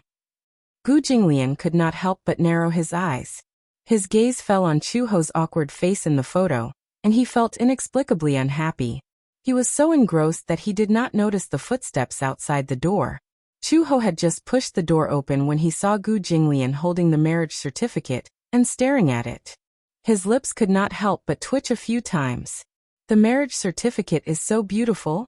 Before he finished speaking, the man who was engrossed in his thoughts was immediately alerted. Gu Jinglian instinctively closed the marriage certificate and threw it into the drawer. He looked at Chu-ho and frowned as he questioned, "Who let you in?" He meant, "Why didn't you knock before coming in?" Chu-ho crossed her arms and gestured at the half-closed door. "The door wasn't closed. I thought there was no one inside." Gu Jinglian was speechless. Chu-ho saw that he was a little unhappy that he had been caught red-handed and thought it was funny. "I saw you staring at the marriage certificate the moment I came in. Why? What's so beautiful on it?" As she spoke, she leaned over to see if there was any difference between his marriage certificate and hers. Gu Jinglian pushed the drawer to block her probing gaze. Chapter 3489. Chu-ho frowned. "What are you doing? Guarding against thieves?" Where's your marriage certificate? Gu Jinglian looked up and suddenly asked, take it out. Why? She stared at him warily. However, when he mentioned the marriage certificate, she suddenly remembered. She touched her pocket and realized that the marriage certificate seemed to have been kept in the drawer in the office, and she had forgotten to bring it back. She blinked awkwardly. When Gu Jinglian saw this, he couldn't help but feel suspicious. Where's the marriage certificate? I forgot. You forgot. How could she forget such an important thing? Chu Ho explained. I think it's in the drawer in the office. I forgot to take it. Gu Jinglian was speechless. His face darkened, and he was obviously unhappy. Chu Ho touched the back of her head and said nonchalantly, anyway, it's not something important. What do you want it for? Something not important. Gu Jinglian repeated her words and his face darkened. He suddenly got up and approached her. The displeasure in his eyes was almost obvious. Chu Ho retreated slightly, until her back was against the wall. She had nowhere else to go. She looked at Gu Jinglian warily and continued. Could it be something important? Anyway, it's in the drawer. No one will steal it. Gu Jinglian stared at her unkindly. After a long time, he curved his lips coldly and smiled coldly. Not important. Important. If Chu Ho still couldn't read his expression, she would have wasted all her years as a police officer. However, she couldn't understand. She had just left a marriage certificate behind. Why did he look so unhappy? She really couldn't think of what was so important about a marriage certificate. Gu Jinglian looked at her and said coldly, what are your thoughts on marrying me? This was a primary school student's summer homework. What was the point of writing down her thoughts after watching a movie? The only thought she had was, so troublesome. As soon as she said that, Gu Jinglian's expression became even colder. Trouble? I thought that getting a marriage certificate should be a very simple procedure. I didn't expect it to be so troublesome and take up so much of my time. Chu Ho grumbled unhappily. You made me so late this afternoon. I guess I'm going to lose my perfect attendance award this month. The coldness in Gu Jinglian's eyes seemed to stab her. Chu Ho felt that something was amiss and asked suspiciously. Gu Jinglian, what's wrong with you? You look like you want to eat someone. Gu Jinglian looked at her for a long time, then suddenly snorted and left. Chu Ho stared speechlessly at his back. After a long while he grumbled. What's wrong with him? You're crazy. During dinner, for some reason, Xiao Bao was in a particularly good mood. Perhaps it was because he had finally gotten rid of one of his worries, so much so that his appetite became vigorous. He finished 2 bowls of rice in one go. Chu Ho glanced at him and saw him raise his bowl to Uncle Fu and say cheerfully, another bowl. You're not allowed to eat anymore. Chu Ho quickly said, you've already eaten 2 bowls today. If he ate any more, his little stomach would burst. Xiao Bao pursed his lips, feeling wronged. Uncle Fu also said, Xiao Bao, be good. Let's call it a day. Overeating was not good for a child's development. Uncle Fu also had his own concerns. Xiao Bao then put down his bowl and turned his head. Seeing that Gu Jinglian had also finished eating, he immediately asked, Dad, have you finished eating too? Gu Jinglian did not say anything. Chapter 3490. Chu He thought to herself, don't tell me he's still angry? Although she didn't know what he was angry about. This man had always been unpredictable. For some reason, Xiao Bao was especially enthusiastic. His eyes darted around and he said, it's getting late. Daddy, hurry up and take a shower. Let's go to bed early. Chu Ho reminded him kindly, Xiao Bao, it's only 6:30. It's getting late. Gu Jinglian glanced at him and threw the bowl and chopsticks on the table. Then he got up and went upstairs. Seeing that he had succeeded, Xiao Bao turned to Chu Ho and encouraged her. Mommy, it's getting late. You should go to bed early too. Chu Ho was speechless. It was only 6:30. She couldn't fall asleep so early, right? However, Chu Ho had no choice but to stand up and head upstairs after being urged by Xiao Bao. Xiao Bao immediately followed behind and saw that Chu Ho was carrying a blanket and was about to enter Xiao Bao's room. He rushed over and blocked the door, saying righteously, you're not allowed to enter. Chu Ho rolled her eyes. What are you doing? Mommy, you seem to have forgotten what Xiao Bao said? Xiaobao cleared his throat and said seriously. Xiaobao said that he wants to sleep alone. This is independence. Mommy, please respect Xiaobao. Respect? Chu-ho almost bit her tongue. Whoa. This was incredible. After attending kindergarten, this guy actually knew what respect was? If I don't sleep here, where should I sleep? Xiaobao rolled his eyes as well. Mommy, you have a husband now. Of course, you should sleep with your husband. I've seen other people's parents sleeping together at night. Chu-ho said. Why are you so enthusiastic about asking me to sleep with your father? What are you up to? I don't care. Anyway, I don't want my mother to sleep with me. After Xiaobao finished speaking, he slammed the door shut, leaving Chu-ho alone outside. Xiaobao. Chu-ho kicked the door angrily. I'll give you 3 seconds to open the door. 2. Before he could finish counting, he heard a click. The door was locked from the inside. Chu-ho. Was this brat asking for a beating? There was a stalemate outside the door for a few minutes. No matter how Chu-ho tried to persuade or coerce him, Xiaobao still had no intention of opening the door. Left with no choice, Chu-ho hugged her quilt and walked to Gu Jinglian's door. Seeing that the door was ajar, she peeked through the crack and saw a dark shadow appear at the door. The door was pulled open from within. Gu Jinglian stood at the door in a bathrobe and looked at her coldly. Their eyes met. It was extremely awkward. Chu-ho sat up awkwardly and hugged her quilt. Embarrassed, she said, Tonight, I'll have to sleep on your sofa. She didn't dare to look at Gu Jinglian's expression. She thought that in the next second, some demon king would slam the door again and lock her outside. However, Gu Jinglian walked away expressionlessly, leaving the door open. Chu-ho walked in with her quilt and saw that the man had returned to the sofa. He was fiddling with his hair. He had just taken a shower and his hair was still wet. However, he didn't have the habit of using a hairdryer, so he waited for his hair to dry naturally. Taking advantage of this time, he had the habit of reading.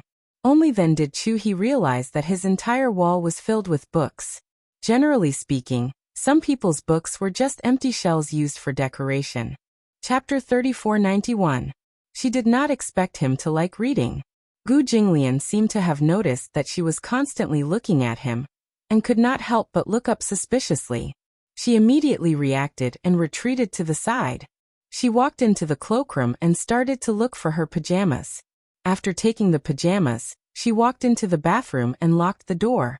She did not have the habit of locking the door, but since they were sharing a room, she decided to be on the safe side and lock the door from the inside. When she walked out of the bathroom feeling refreshed, Chu-ho had just walked into the study room. She planned to continue sleeping on the sofa for the night and settle the score with that fellow tomorrow.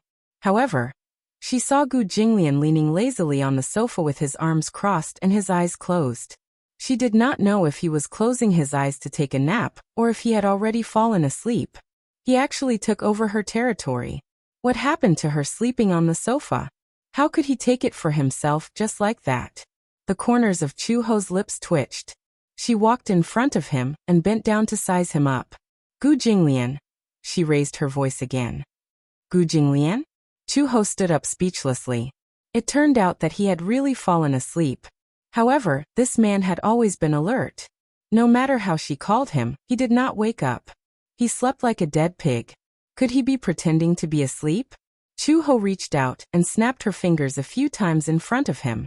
However, Gu Jinglian still had his eyes closed and did not react at all. His long eyelashes intertwined quietly. When he closed his eyes, his long eyelashes were immediately obvious.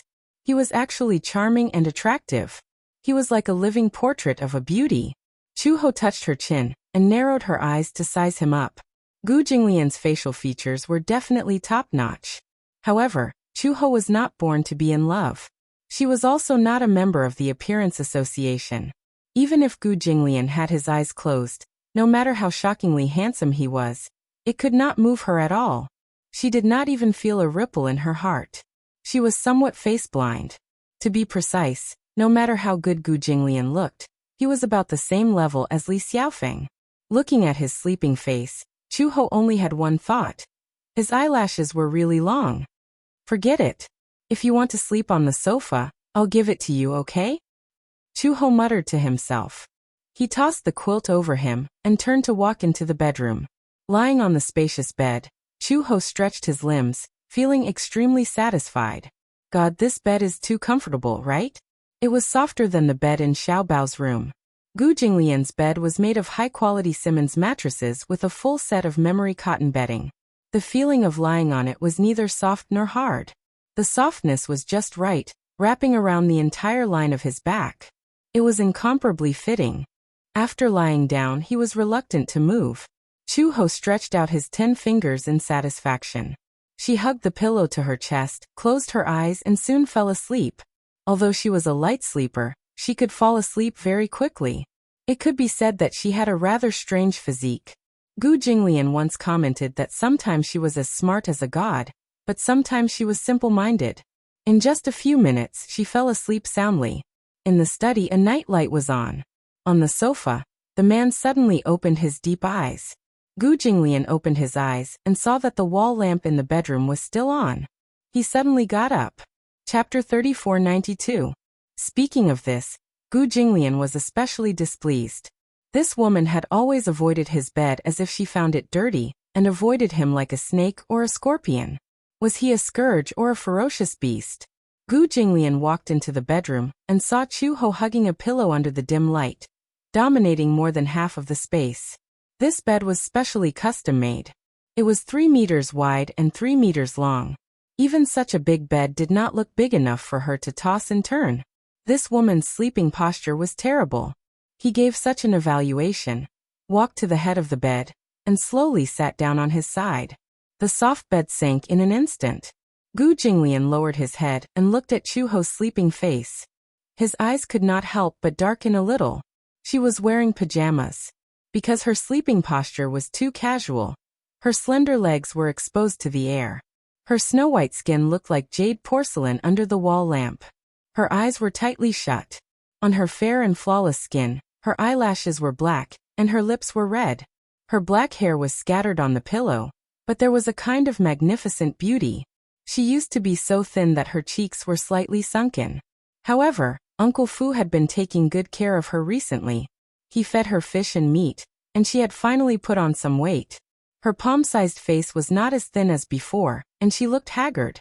However, his gaze fell on the distinct joints of her collarbone. It was too deep.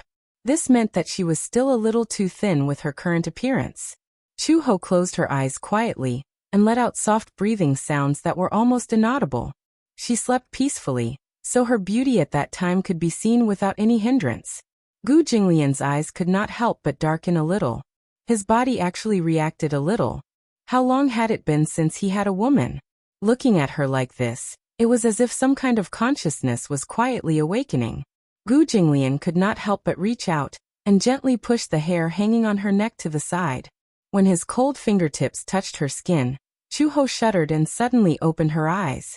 She had just opened her eyes and met his deep almond-shaped eyes. Because of this, her originally hazy consciousness was suddenly awakened. What are you doing? Before she could finish speaking, Gu Jinglian leaned down. His tall body followed his movements and covered her under his dark shadow. Chu-ho was so frightened that her tongue was almost tied. Even her breathing was not smooth. Gu Jinglian, what are you doing? Sleeping. His cold words made Chu-ho turn pale with shock. You're not sleeping on the sofa. Did I say that I'll sleep on the sofa? He retorted, silencing the woman. He did not say that. However, just now Chu-ho squinted her eyes suspiciously. Were you pretending to be asleep just now? When he should be smart, he was not smart. When he should not be smart, he was very smart. Gu Jinglian raised his eyebrows. Since we're husband and wife, what's wrong with sleeping on the same bed? Husband and wife? Chu-ho sneered. We've just registered our marriage. Does that make us husband and wife? Does it not? Chu-ho flew into a rage out of humiliation. Gu Jinglian, don't forget. Why did we register our marriage? You don't have to remind me. Chapter 3493. Gu Jinglian moved closer to her. His tall nose was almost touching her cheek. His hot breath kept brushing against her skin. His calm and masculine breathing was audible to her ears. Chu-ho was speechless. What are you trying to do? You really don't know, or are you pretending not to know? Gu Jinglian's long fingers gently brushed against her lips. His eyes sparkled. Of course, I'm fulfilling my duty as a husband. Chu-ho was thankful that there was no water in her mouth. Otherwise, she would have spat it out. Duty, she mumbled. What duty do you have to fulfill? Before she could finish her sentence, Gu Jinglian suddenly lowered his head and covered her slightly open mouth with his slightly cold lips. Almost without any hesitation, he broke through the barrier between her lips and teeth. Chu-ho widened her eyes in shock. He suddenly kissed her, leaving her no room to react. What was he doing? He was actually kissing her. Gu Jinglian, who had always been obsessed with cleanliness, was actually kissing her on the lips. In such a state of shock, she did not react immediately until she felt the warmth of his palm on her back. Chu-ho pushed him away fiercely. However, just as she pushed his body away, Gu Jinglian continued to press down on her. It was as if he had already expected her resistance. Before Chu-ho could punch his face, he quickly held her back with one hand. Chu-ho was instantly embarrassed and angry. She struggled, but he held her down so tightly that she had no room to resist. Let go, she shouted angrily and bent her knees to hit his vital parts. Gu Jinglian did not care about her tricks at all, and used his legs to suppress her. In this way, she had no room to struggle at all. Gu Jinglian, she gritted her teeth, and her eyes were filled with hatred and anger. Gu Jinglian said slowly, "It seems that you didn't suffer enough 6 years ago?" Suffer? Chu-ho furrowed his brows and glared at her. Gu Jinglian smirked coldly and whispered into her ear, "You're no match for me in terms of skills." His breath was like orchids, and when his breath brushed against her ear, she couldn't help but become extremely sensitive. She shivered, and all the pores on her body opened up. "Gu Jinglian, I'm warning you. If you dare to touch me today," the man interrupted her, "you should know me." Chu-ho stared at him suspiciously. However, she heard him say word by word, "I hate this kind of provocation the most." After saying that, he lowered his body. He was only one step away from conquering the city. Chu-ho resisted fiercely, but he couldn't break free from his powerful grip. Gu Jinglian said, "Didn't we do it once 6 years ago? You don't have to be so pretentious." You. Before Chu-ho could say anything, he felt a strange sensation and broke out in cold sweat. When the first ray of morning light shone in, Chu-ho was awakened by the glaring rays of the morning sun. She frowned and woke up. She opened her eyes and regained consciousness. Immediately, she felt the pain in her body clearly transmitted through her nerve endings. She had always been sensitive to pain, but her pain threshold was very high. She had once suffered a serious injury and a bullet pierced through her arm, but she still relied on her willpower to walk through the tropical rainforest. However, the pain in her body now was not like the injury she had suffered in the past. Chapter 3494. Everything that had happened last night was more like a smoke-filled war. She struggled to prop herself up and get off the bed. The moment her toes touched the ground, the pain on her thighs became more obvious. This damned man, Chu-ho cursed viciously in her heart. When she walked into the bathroom earlier, her body was reflected in the mirror. Her pajamas were torn apart, and her shoulders drooped. Her originally fair and smooth skin was mottled with many densely packed bite marks. They were not hickeys, but bite marks. They looked like the marks left by poisonous insects and were extremely messy. Other than the bite marks, there were also some bruises. These were the marks left behind by her resistance. Gu Jinglian had tamed her as if she was a proud and aloof lion. Even though she kept resisting, she had to admit that compared to Gu Jinglian's skills, she was really vulnerable. Who would have thought that such a secretive man would be able to suppress her so easily with just one hand? Chu-ho unwillingly changed out of her pajamas and endured the pain. She took a hot shower, changed her clothes and walked out of the door. However, she unexpectedly bumped into Uncle Fu, who was passing by. Chu-ho morning. Before the word, could leave his mouth, Uncle Fu saw that there was an extremely ambiguous mark on her exposed neck. It was red and mottled, and it immediately made his imagination run wild. He thought about how she and Gu Jinglian were in the same room last night, and then he thought about how Old Master also had an eye-catching red mark on his neck, when he went out this morning. Even though he did not dare to take a closer look, it was not difficult to imagine how this mark was left behind. When Uncle Fu thought about how Old Master had conquered Chuho last night, the joy in his heart almost burst out from his eyes. He resisted the urge to cheer and pretended to be reserved. "You're awake. Do you want to eat breakfast?" Chuho saw that although he was pretending to be calm, his eyes kept glancing at her neck. She instinctively reacted. Could there be some strange mark on the part of her neck that was not covered by her clothes? She immediately covered it with her hands, but it was a little too obvious. Uncle Fu almost could not hold back his laughter. He wanted to hold it in, but the corners of his mouth were raised to the sky. Xiao Bao is awake and eating breakfast. Where's Gu Jinglian?" Chuho could not restrain her anger as she clenched her fists and said angrily, "Where is he?" "Old Master. Went out early in the morning. Cow." Chuho could not help but curse. She was embarrassed and angry, like a volcano that was about to erupt. Uncle Fu kindly and reminded her, "You're eating breakfast? I heard your stomach grumble a few times. Are you hungry?" She must have exhausted all her energy from last night's torment. Now that she woke up late, she must be starving. She could not help but glared at him. Uncle Fu." "Yes. What are you gloating about?" She questioned him angrily. "What do you mean?" Uncle Fu immediately said sternly, "Is that so? I'm not gloating." How could he say that he was not gloating? The corners of his mouth were raised so high that a soy sauce bottle could be hung from it. Uncle Fu chuckled and said, "Hurry up and come down for breakfast." However, this old man disappeared from her sight within 3 seconds. Chapter 3495. Chuho asked, "What are you guys whispering about?" Xiao Bao immediately sat up straight and tried to hold back his laughter. Uncle Fu immediately stood to the side and didn't say anything. Chuho walked over and glanced at them warily. Then she walked to the dining table and casually took a sandwich and milk. She said, "I'm going to work. It's getting late. Don't be late for school." With that, Chuho left.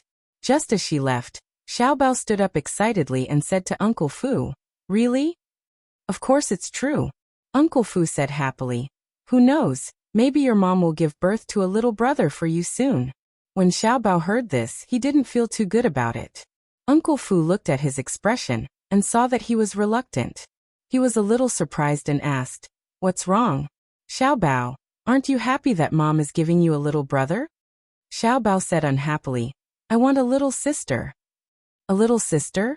Uncle Fu was a little surprised. "Wouldn't it be great to have a little brother?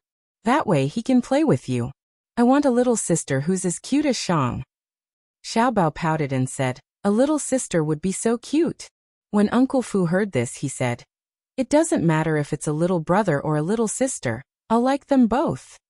"Of course," Xiao Bao added, "as long as it's from mom and dad, it doesn't matter if it's a little sister or a little brother. In the future, I'll be an older brother." Just as Uncle Fu and Xiao Bao were immersed in the beautiful yearning of a little brother and a little sister.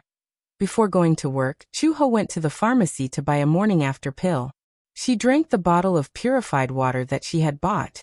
After doing some calculations, Chuhi was still worried even though it was the safe period. This damned guy. Did he take the wrong medicine last night and lose his mind? Chuho had just arrived at the police station and was sitting in his seat when he suddenly thought of something. He pulled open the drawer and saw that the marriage certificate was still lying in the drawer. He closed the drawer again. In the afternoon, she received orders from her superiors to go out on a mission and capture a criminal. Just as the criminal was escorted to the interrogation room, he suddenly received a call from Meng Qingxue. "Chuho, are you free tonight? We haven't seen each other for a long time. How have you been?" Hearing Meng Qingxue's voice, Chuho couldn't help but smile. "Okay, I'm at work now. I'll probably be free after 6 o'clock. "Well then, where do you work? I'll pick you up." "You came to pick me up?" Chuho smiled, but he did not refuse and told him the address. At 6 o'clock in the evening, Meng Qingxue stood at the entrance of the police station in a daze. She looked at Chuho, who had changed into casual clothes and was walking out. She could not react for a moment, and her gaze was fixed on him. She had actually joined the anti-gang team? If she remembered correctly, wasn't Xiao Bao's biological father Gu Jinglian from the Gu family?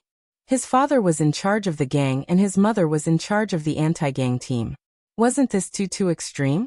Chu Ho was overjoyed to see her. He walked forward and hugged her gently. The two of them had not met for a long time and missed each other dearly. After she had settled down in the Gu family, she had no choice but to go out at first. Meng Qingxue had contacted her through Uncle Fu, but Chu Ho did not have permission to go out, so they could not meet. Chapter 3496. As he had to take care of the children and the Mu Group's crisis during that period of time, it was difficult for him to find the time to go out with her. He was also worried about her going out alone. Seeing that Meng Qingxue had driven here, Chu Ho was a little surprised. "You've gotten your driver's license?" "Long ago," Meng Qingxue said. "It's been a long time since we last met. I've been thinking about you. Since I'm free today, let me treat you to Western food. It doesn't matter what we eat. I'm not picky." The two of them arrived at the Western restaurant.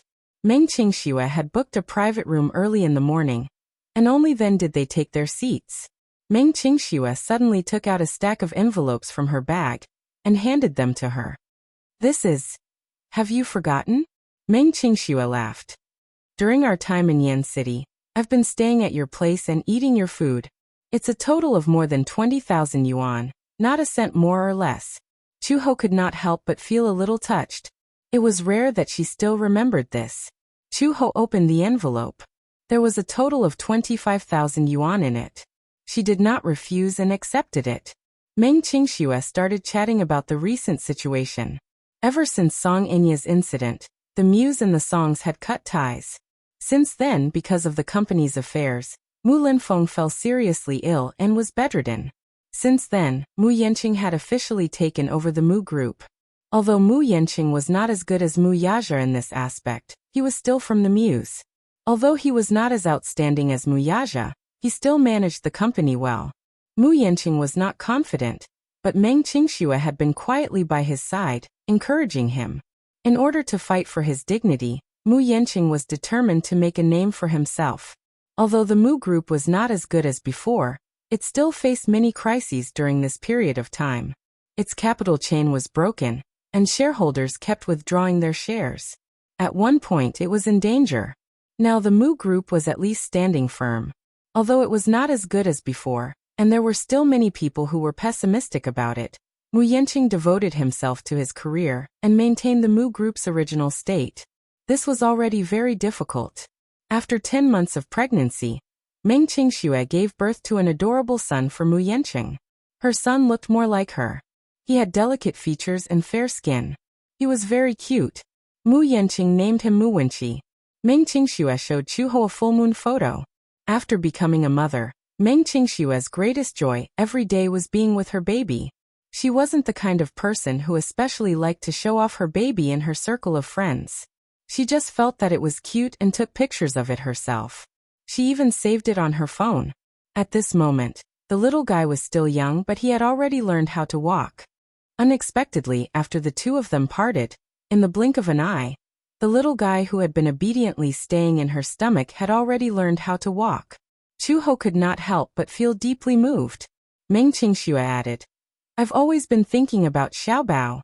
However, she had just given birth and her body was weak. Now that she has recovered a little, the child cannot be separated from her. Otherwise, there will be plenty of opportunities in the future." Chu Ho paused for a moment and suddenly asked with concern, "How about now? Are you okay?" "Yes." "How does Mu Yanqing treat you?" Chu Ho's face suddenly darkened. "Is he still like before?" Chapter 3497. He still remembered that after Mu Yanqing and Song Enya's wedding banquet was messed up by Gu Jinglian, Mu Yanqing was unexpectedly much more relaxed. When he mentioned Meng Qingxue's marriage to Mu Linfeng again, Mu Linfeng surprisingly did not reject it. Perhaps, other than Mu Yanqing, he could not count on anyone else in the Mu family. Mu Linfeng was hoping that the Mu Group's century-old foundation would not be destroyed in his hands overnight. Hence, when Mu Yanqing proposed to marry Meng Qingxue, Old Master Mu did not object. Mu Yanqing and Meng Qingxue collected their marriage certificate and held a special wedding banquet. They did not invite any guests. In the church, other than some important elders of the Mu family and some devout believers, there was no one else. They took their vows in front of the priest. When it was time to exchange rings, Meng Qingxue carefully put the ring on his ring finger. The two of them looked at each other, and their eyes reddened. Mu Yanqing knew very well how hard it was to come by such happiness. Along the way, if the two of them had given up easily, perhaps they would not be where they were today. Meng Qingxue was also filled with emotions. She had been waiting for him for so many years. Finally, she got what she wanted and married the person she loved. When Mu Yanqing put the ring on her finger, tears welled up in her eyes. She cried and laughed at the same time. She was so happy that she looked a little embarrassed. She said to him, "Whether you're Mu Yanqing of the Mu group or the Mu Yanqing who has left the Mu group, you'll always be my husband, Mu Yanqing." Mu Yanqing's eyes reddened when he heard this. The two of them hugged each other tightly. After they got married in the church, they flew to various countries to travel and get married. Although there was no grand wedding, Meng Qingxue had nothing else to ask for as long as she could be with him. Although he was busy with the Mu group's business, he was never stingy with spending time with her during the pregnancy. On the day of labor, he received the news and rushed to the hospital from the company. He put on a sterile gown and entered the delivery room. Just as he entered the delivery room, the child was born. It was a son.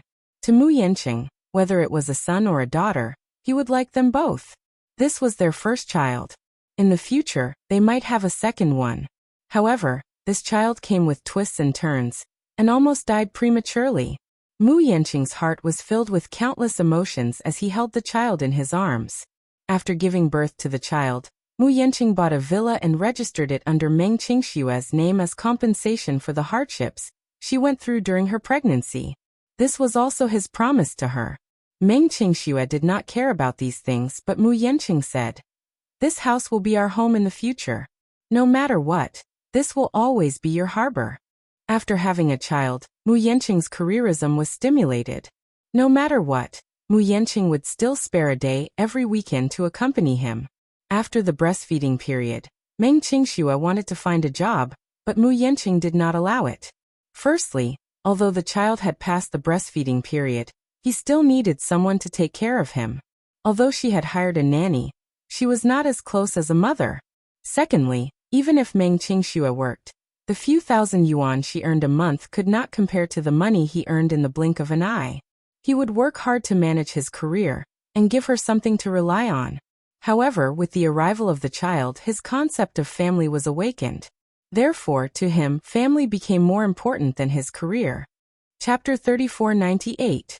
He said, "When I was young, my parents were busy with their careers and didn't have time to accompany me. I don't want my son to have the same childhood as me. You don't have to think about work.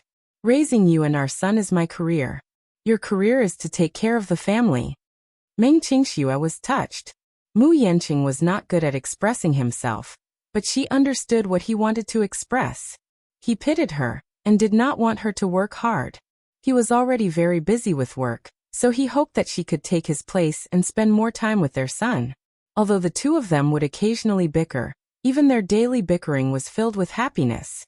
Perhaps, life was like this, and happiness was so simple. A family of three, 2 people in one house, 3 meals for seasons. It was plain but warm. "What about you?" Meng Qingxue probed. "Have you accepted Gu Jing? Mr. Gu?" She was afraid of Gu Jinglian from the bottom of her heart, and had never dared to call him by his name. Chu Ho's face stiffened slightly. At the mention of Gu Jinglian, she thought of what happened last night and said unhappily, "Why are you mentioning him?" With that, she sucked on her straw with a cold face. Sizzle. The atmosphere was very cold. Meng Qingxue's lips twitched and she smiled awkwardly. "I saw that you were staying with the Gu family and thought, that's because Xiaobao wants a father." Chu Ho said coldly, "It has nothing to do with me." With that, she rested her chin on her hand and sucked on her straw again. Sizzle. Meng Qingxue held her coffee cup and did not know whether to laugh or cry. "Did the two of you quarrel?" "No." "Then," Meng Qingxue suddenly said meaningfully, I heard that the two of you are already married. Chuho was a little surprised. How did you know? Meng Qingxue opened WeChat and clicked on her conversation with Xiaobao. Chuho took a look and was stunned. Auntie Qingxue, Mommy and Daddy have already registered their marriage. Xiaobao is so happy. It showed that it was sent at 7 o'clock last night. Chuho was petrified. This guy, he actually leaked the news? Meng Qingxue laughed and said, Since you're already married, why are you still insisting that it has nothing to do with you? I heard from Yanqing that Gu Jinglian is quite a formidable person. He's swift and decisive. When I told him about your marriage, he was shocked. Why? That's because I don't believe that a man like him would marry a woman. After a pause, Meng Qingxue continued. He doesn't believe in marriage. He said that he won't get married. Chuho was a little surprised. Is that so? Meng Qingxue asked curiously. So how did you get married? He suggested it. Meng Qingxue was stunned. Huh. To be precise. Chuho sneered. He begged me. Meng Qingxue. She could not help but imagine Gu Jinglian kneeling on the ground, hugging Chuho's thigh pitifully and begging for marriage. She was amused by her own imagination. Chuho said unhappily, What are you laughing at? I didn't expect the rumored Master Gu to beg a woman to marry him. If you hadn't said it yourself, I wouldn't have believed it. Chapter 3499. Xiaobao didn't have a father since he was young, so he was ostracized by many children of his age. It's only natural that he felt insecure. Meng Qingxue paused for a moment and said, But for a child, a marriage certificate is not the only thing that can give him a sense of security. A harmonious family is the most important thing. Chuho said calmly, It's a pity that I don't have any feelings for Gu Jinglian, and he doesn't feel the same for me either. So, you and CEO Gu are planning to keep up the act? Meng Qingxue couldn't help but laugh. When the child grows up, this matter won't be able to be hidden anymore. Chuho asked, What else can I do? Do you want me to make the act real? Chuho, there's something I've always wanted to ask you. Meng Qingxue suddenly asked. How did you get Xiaobao in the first place? This kind of thing is consensual. If he really forced you with your character and skills, you might not be able to force him. Don't tell me you really don't have any feelings for CEO Gu? Chuho furrowed his eyebrows, and a complicated expression appeared on his face. She sucked on the straw absent-mindedly. Her teeth squeezed the straw until it was deformed. Her mind was in a mess. For her, the memories before she lost her memory were not that deep. She was also very curious as to why something like that happened between her and Gu Jinglian. Was it because she couldn't help it, or because she was forced? If she was really forced, with her strong character, Gu Jinglian might not have succeeded. But if she was willing, how could she be moved by a man as fickle as Gu Jinglian? Although she had regained her memories before she lost her memory, to her, it was like she had gained some ordinary memories. Therefore, she couldn't tell what kind of feelings she had for Gu Jinglian at that time. Chuho, I think you might have had feelings for President Gu back then. Maybe you couldn't help it. What about Xiaobao? Chuho didn't say anything else. He seemed to be avoiding the topic on purpose. He smiled at Meng Qingxue and said, Let's eat. I'm starving. With that, she began to cut the steak. Meng Qingxue saw that she deliberately avoided the topic and knew that she must be confused now. So she did not mention it again. When Chuho got home, he bumped into Uncle Fu in the living room. Uncle Fu immediately came up to her and said excitedly, In a few days, it will be Xiaobao's birthday. Chuho, do you have any ideas? Xiaobao had said that he would invite all the children in the class to celebrate his birthday at the Gu residence. Old Master was afraid of noise, so he didn't allow it. At this moment, the father and son were in a deadlock. Do you want to persuade them? Chuho turned to look at Uncle Fu with a complicated expression. Suddenly he said tentatively, Uncle Fu. Yes? She opened her mouth, wanting to say something, but hesitated. In fact, she wanted to ask him how she felt about Gu Jinglian in the past. Did she like him? Or did she hate him? If she hated him, then why did she and Gu Jinglian have that kind of thing happened? But if she really did like him, why did she forget about those feelings in her life? Chuho felt extremely confused about the current situation. She didn't know how to face Gu Jinglian.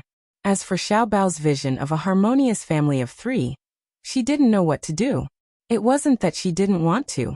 It was just that she was really indifferent when it came to matters of the heart. Chapter 3500. She had also become dismissive of matters of the heart. She felt that feelings were dispensable. Even if she was alone, she could still lead a good life. However, ever since she had Xiao Bao, she had another concern in her heart. At the same time, she also valued her responsibilities as a mother. However, no matter what Xiao Bao wanted, she was willing to give it her all. Yet, it was difficult for her to fulfill his dreams. Getting the marriage certificate with Gu Jinglian was just an act. Could it be that she had to make the act real for Xiao Bao and force herself to do so? Uncle Fu saw that she wanted to say something but was hesitating. He couldn't help but laugh and say, "You seem to have something to ask me." When Chu Ho heard this, she plucked up her courage and turned around to ask Uncle Fu, "What do you think my attitude towards Gu Jinglian was when I was in the Gu family?" Uncle Fu was stunned for a moment. Then he sighed slowly and said, "I can't make any judgments about what happened between you and Old Master. However, Chu Ho, you used to go by Old Master's side under the alias of Hong He. At that time, Old Master already knew your identity, and you were his personal companion. You had countless opportunities to make a move on Old Master." After a pause, under Chu Ho's stunned gaze, Uncle Fu asked meaningfully, "Unfortunately, you didn't succeed from the beginning to the end and Old Master never exposed your identity. Don't you think that this is strange?" As the saying goes, the onlooker sees the game more clearly. But as an onlooker, I can't say anything. It's just that when it comes to matters of the heart, it's better to let nature take its course. Just as Chu Ho was deep in thought, Uncle Fu suddenly said, "All these are not important. What's important is that Xiao Bao and Old Master are quarreling over the birthday venue. You should go and persuade them quickly and come up with some ideas at the same time." Chu Ho's face was full of black lines. When she walked into the study, she saw Xiao Bao sitting on the sofa angrily with his arms crossed, looking very angry. Gu Jinglian, on the other hand, was sitting calmly in front of his desk, holding a weasel brush and writing ink. Seeing that Chu Ho had come, Xiao Bao's angry face fell. He opened his arms and pounced on her. "Mom." Sob, sob, sob. Gu Jinglian looked up and saw that she had returned. He ignored her as if she was invisible. Chu Ho picked up Xiao Bao, and the little guy poured out his grievances to her. "Isn't it my birthday this Sunday? I told Dad that I wanted to hold a birthday party at the Gu residence. We could save money and have fun. But Father didn't allow it. What should we do?" Chu Ho's lips twitched. "Save money? Yes, Dad said that he wanted to book the entire hotel, but I think it's too wasteful." Xiao Bao whispered in her ear, "I heard from Uncle Fu that it costs tens of thousands to book the entire hotel. It's so expensive. I was trying to save money for Dad, but he called me an idiot. He even said that the Gu residence is so big. If my little friends get lost, it'll be too troublesome to find them one by one." Chu Ho was speechless. That was true. The Gu residence was located in a place with good feng shui. Every inch of land was worth gold. But even so, the Gu residence was still very big. When she first entered the Gu residence, she got lost and couldn't find her way. She imagined that it would be troublesome if a large group of children were to run around the Gu residence, and something happened to them. Furthermore, those powerful subordinates of the Gu residence all had ferocious looks on their faces. Would they really not scare those innocent and naive children? Chapter 3501. Why don't you listen to Daddy and book the entire hotel? Chu Ho said. Gu Jinglian's brush suddenly paused. When the word father came out of her mouth, it gave him a strange feeling in his heart. For some reason he felt warm. He had never felt such a feeling before. Chu Ho continued. Daddy is rich. Don't think about saving money for Daddy. Gu Jinglian was speechless. He looked up and his face immediately turned pale. Chu Ho glanced at him and said meaningfully, Daddy is so rich. If it's your birthday, you can spend it however extravagantly you want. Xiao Bao refused to comply. I want to spend it in my own home. As he said this, he turned around and looked at Gu Jinglian with a look of hesitation. Chu Ho had no choice but to say to Gu Jinglian, Why don't we let him spend it in the Gu residence? Gu Jinglian said coldly, it's troublesome. He found it noisy. Xiaobao alone was noisy enough. If there was a group of little kids, it would be so noisy that the entire house would be torn apart. Just thinking about that scene gave him a headache. Chu Ho put down Xiaobao, walked in front of him, and threw his brush aside. Gu Jinglian frowned but heard her say, Gu Jinglian, this is Xiaobao's first birthday in the Gu residence. Since he wants to spend it in the Gu residence, why don't you agree to it this time? He narrowed his eyes, but Chu Ho lost her patience and grabbed his collar. She smiled, but her tone was unfriendly. Say okay. Gu Jinglian looked unhappy, and his lips curled into a dangerous smile. Are you ordering me? How is this in order? I'm clearly discussing it with you. Chu Ho smiled and gritted her teeth. Hurry up and agree. Xiaobao also rushed in front of him and leaned on the table. His watery eyes stared at him with a look of anticipation. Gu Jinglian. The mother and son were singing the same tune and had great chemistry. Gu Jinglian curled his lips impatiently and said, Sure, but you'll be in charge. Chu Ho immediately agreed. Okay. When Xiaobao heard this, he immediately hugged Chu Ho excitedly and cheered. Yay yay yay. Mama's the best. Mommy is the best. Gu Jinglian was a little angry. He was clearly the one who took a step back. Yet this guy was hugging Chu Ho and cheering. What was the meaning of this? Xiaobao sensed Gu Jinglian's dissatisfaction and knew how to read people's expressions. She immediately walked in front of him and threw herself into his arms. She hugged him and smiled contentedly. Thank you, Dad. Mwah. Gu Jinglian pushed him away in disgust. Get lost. Just like that, this matter was settled. Xiaobao's birthday happened to fall on the weekend, so all the children were able to attend. Chu Ho and Uncle Fu had already prepared in advance. However, the most troublesome problem for the birthday banquet at the Gu residence was, Chu Ho stood in front of all the men. Dozens of subordinates stood in a row and looked straight ahead. At the Gu residence, besides Gu Jinglian and Uncle Fu, there were the elders of the 4 main halls and their hired thugs. When the time came, if the children rushed in, then these people might not, it would be too scary. Chu Ho suddenly thought of an idea and told Uncle Fu about it. When Uncle Fu heard this, he was dumbfounded. Is this really okay? What else can we do? What if they scare the children with their fierce faces? Let them smile. Chu Ho said. They all have the face of a villain. Even if they smile, it's still very scary. Chapter 3502. A group of men complained. Sister Chu, what do you mean by villainous face? We protest. That's right. You're attacking us personally. Chu Ho suddenly turned her head and glanced at them coldly. Everyone was so frightened that they kept quiet. Uncle Fu said helplessly, All right. We'll do as you say. When the men heard this, they immediately wailed and howled. No. We don't want to wear those clothes. A real man knows when to yield and when to stand tall. We might as well die if we wear those clothes. That's right. Sister Chu, it's so shameful to wear those clothes. We won't wear them even if we die. Chu Ho said slowly, All right. I'll satisfy you. A few minutes later, more than 10 men were lying on the ground in a mess. A few of them attacked together, wave after wave, but they were still defeated by Chu Ho alone. This woman, she's so scary. Chu Ho clapped her hands casually and said coldly, You can't even beat me, and you still have the nerve to call yourself a real man? It's settled then. Uncle Fu, buy the clothes and let them change into them. Uncle Fu looked at the corpses on the ground and his lips twitched violently. I got it. In the blink of an eye, it was Xiaobao's birthday. Early in the morning, Xiaobao climbed out of bed. In the past he was famous for lazing in bed, but today was different. Today was his birthday. It was his first birthday in the Gu family. He was so excited that he couldn't sleep for the entire night. He woke up early in the morning. The little guy washed his face and brushed his teeth before running downstairs. When he reached the door, he was shocked by the strange scene in the courtyard and froze on the spot. At night, Uncle Fu spent the night decorating. In the courtyard, there were colorful hydrogen balloons tied to the trees. In the originally antique courtyard, there were colorful ribbons tied to the beams.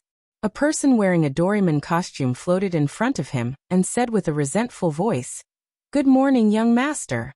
On the other side, one of the men in charge of smashing was wearing Minnie's costume. He was holding a broom and cleaning the yard laboriously. Its ears were erect, it had a big head and a skinny body. It was very cute.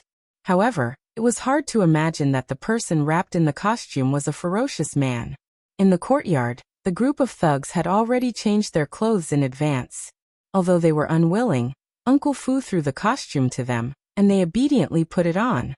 Chu-ho was worried that their fierce faces would scare the children, so he asked Uncle Fu to buy all kinds of doll costumes and instructed them to put them on. Thus, wherever he looked, he saw all kinds of men in cartoon costumes walking around. There were Mickey, Goofy, Donald Duck, and even Nick the Fox and Judy the Rabbit from Zootopia, which were his favorite animated movies. For a moment, he felt like he was in a fairy tale world. Xiao Bao's eyes lit up. He found it unbelievable. So cute. A complaint came from not far away. "It's so stuffy." One of them had just taken off his headgear when Uncle Fu walked over and kicked him. "Wear it. You're not allowed to take it off." That person had no choice but to wear the headgear obediently. So cute. So cute, so cute. Xiao Bao rushed over excitedly and hugged Judy the Rabbit from behind. "Judy the Rabbit. It's a real Judy the Rabbit." And Ah Bao. Kung Fu Panda. Chapter 3503. Xiao Bao yelled excitedly. The courtyard was filled with his favorite cartoon characters. He was like a little mouse that had fallen into a rice bowl. He was extremely happy. Early in the morning, Gu Jinglian was awakened by Xiao Bao's yelling downstairs. He opened his eyes and was still sleepy when he vaguely heard Xiao Bao's voice coming from outside the window. "Wow. Bunny Judy, can you give me your autograph? I'm your little fan. I've watched your role in Zootopia many times. You're my idol. You're my idol." The corners of Gu Jinglian's eyebrows twitched violently. He was a little confused. He rolled out of bed, walked to the window and opened the curtains. Through the window, he suddenly saw the courtyard full of cartoon characters walking around. His face darkened instantly. He saw that the burly and valiant subordinates of the Gu residents had been forced to change into all kinds of cartoon costumes and were walking around the courtyard. There were colorful hydrogen balloons on the trees, as well as colorful ribbons. Where was this? The Gu residence, which was usually cold and antique, had suddenly become half a fairy tale paradise. Gu Jinglian was speechless. He walked to the study and saw Chu-ho lying on the sofa. She was sleeping soundly with her arms behind her head. He kicked her awake. Chu-ho woke up with a start. She bounced up from the sofa and looked up to see Gu Jinglian's gloomy face. He was glaring at her with a pair of cold eyes, as if he was silently questioning her. "What did you do?" Chu-ho was instantly confused. "It's so early in the morning. Why are you so angry?" Just as she finished speaking, Xiao Bao's voice came from outside the window again. "Goodbye. Can I hug you?" Chu-ho rushed to the window and saw that Big White, who had been holding a broom and cleaning the yard with great effort, was suddenly pushed to the ground by Xiao Bao's bear. Big White was sprawled on the ground, its two arms and legs struggling, but it couldn't turn over no matter how hard it tried. Xiao Bao helped him up with much difficulty. He bent down to pick up the broom, but with his big belly, he couldn't even squat down. At a glance, he looked extremely adorable. It was hard to imagine that a fiendish man was wrapped inside Big White. Chu-ho turned around awkwardly and saw Gu Jinglian crossing his arms expressionlessly. He raised his eyebrows and asked, "Were you the one who decorated the Gu residence like this?" Isn't it good?" Chu-ho smiled and said, "Look at how happy your son is." Gu Jinglian. "It's a rare day," she added. "It'll be fine after the birthday party." Gu Jinglian snorted. "Childish." "Childish? Isn't it good to be a little childish? Don't all children like childish things?" Chu-ho paused and said meaningfully, "I also heard that someone liked the 7 Calabash brothers when they were young." Gu Jinglian's face darkened, and he flew into a rage out of humiliation. "Who told you that? See, you admit it too? You even hugged Winnie the Pooh to sleep when you were young." One night, Uncle Fu was drunk and pulled her aside to tell her about Gu Jinglian's childhood. It was said that the 4-year-old Gu Jinglian was especially obsessed with cartoons. Chapter 3504. His grandson was the future successor of the Gu family. Becoming a police officer? How useless would that be? Uncle Fu also said that he still remembered that in one of the episodes of Black Cat Detective, there was a murder case in Zootopia. A male praying mantis died, and in the end, Black Cat Detective solved the case. It turned out that the two praying mantises got married, and the male praying mantis let the female praying mantis eat him, so that she could give birth to his child. It turned out that the female praying mantis needed nutrition to give birth to baby mantises, so she ate the male praying mantis to maintain her nutrition. At night, Gu Jinglian was so scared that he hid under his blanket and swore that he would never get married. Uncle Fu explained to him several times that praying mantises were praying mantises, and humans were humans. His future wife would not eat him. Gu Jinglian finally believed him. This was not the stupidest thing. The stupidest thing was when he passed by a shop on the streets. At that time, Gu Jinglian, who was only 4 years old, saw that the shop sold bubble machines. They looked like pistols, and when the trigger was pulled, many bubbles would be blown out. At that time, it was very novel and sold very expensive, but many children liked it. He took a fancy to it and said that he wanted it. Uncle Fu did not agree, so Gu Jinglian crossed his arms and sat on the ground with his legs crossed. His face was sullen and he did not say a word. This child was stubborn, but he did not cry or make a fuss. However, he did not say much either. He had an expression that said, "If you don't buy it for me, I won't leave." Uncle Fu was not willing to indulge him, so he pretended to leave. However, after walking far away from the shop, this guy still did not follow him. He turned back curiously, but saw that the guy was still lying on the ground and refused to get up. The shop owner could not stand it anymore. She took a bunch of bubble machines and handed them to him, saying, "Here, stop fooling around. I'll give them to you to play with, okay?" She also thought that Gu Jinglian was too cute. He was pink and had a cute face. When he got angry, his cheeks puffed up like a bun. However, Gu Jinglian did not want it. He wanted to buy it, so he did not want to take it for free. Fu Bo had no choice but to buy it, seeing that he couldn't persuade him. In the end, on the way home, Gu Jinglian held the bubble gun and could not put it down. He played with it all the way home, and when he got home he could not spit out any bubbles. He was smart and knew how the bubbles worked, so he went to mix some detergent and played with it happily. When Chu-Ho heard this, she convulsed with laughter. She did not expect Gu Jinglian to be so adorable when he was young. Only then did she realize who Xiaobao had inherited his silly cuteness from. At first, no matter how she looked at Xiaobao, she was suspicious. Whose genes did this guy inherit? She was known for her cold personality. Yet this fellow was so cheerful.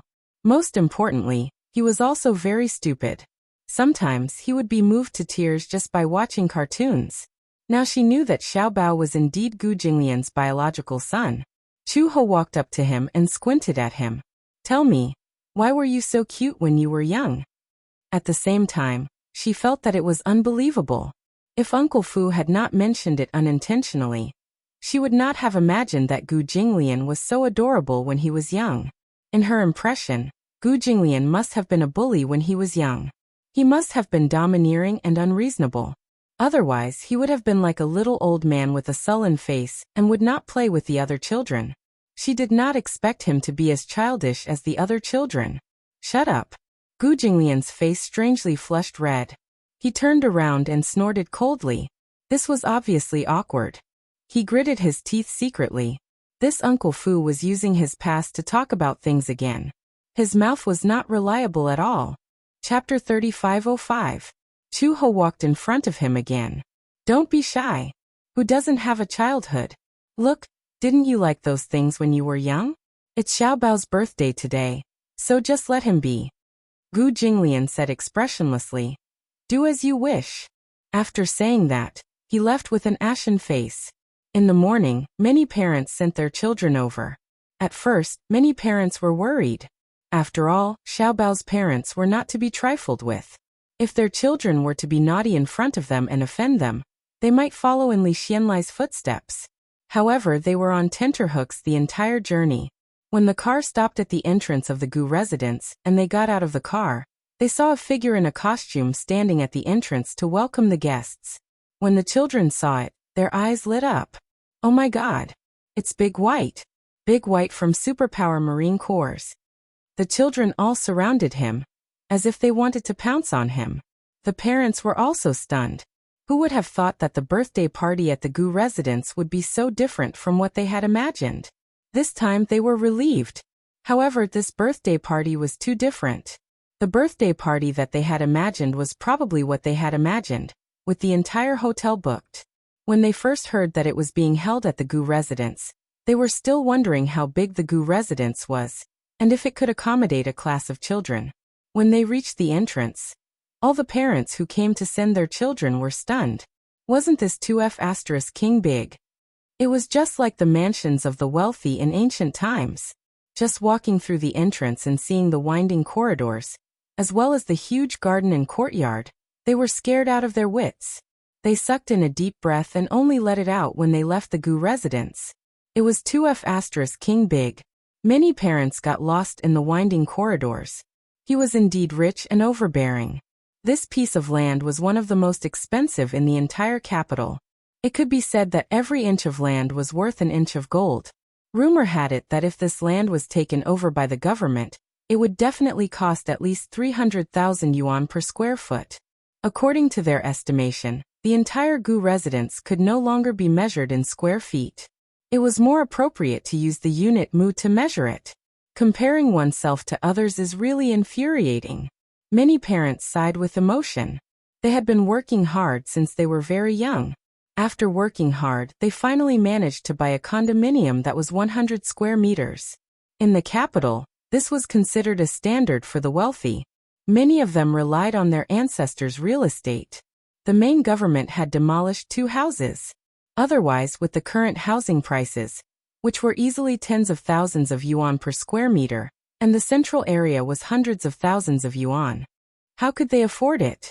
Who would have thought that other people's houses were measured in acres? If the Gu residence was demolished, several buildings could be built. What was even more frightening was that the ownership of the land was in the hands of the Gu family. The government didn't dare to touch it at all. In other words, even if the Gu family were to fall into ruin one day, they could still rely on the mansion to support several generations of people. There was no doubt about this. Many parents had come and worried, but when they saw their children being brought in by people in cartoon costumes, they left with peace of mind. Xiao Bao had been waiting at the door, until a Mercedes-Benz slowly drove over and stopped. A young woman opened the car door and carried Shang'er out. Shang'er. When Xiao Bao saw Shang'er, he happily ran to her and held her hand. He said shyly, "Why are you only here now? I've been waiting for you for a long time." Chapter 3506. I'm sorry, birthday boy. There was a traffic jam on the way, so I'm late. It's okay. Xiao Bao said a little embarrassedly. Shang'er immediately took out an exquisitely wrapped present from behind her back and shyly handed it to him, saying, "Xiao Bao, happy birthday." "Oh, thank you. Here. This is a present for you. I don't know if you'll like it." Shang'er's voice became softer and softer, obviously very shy.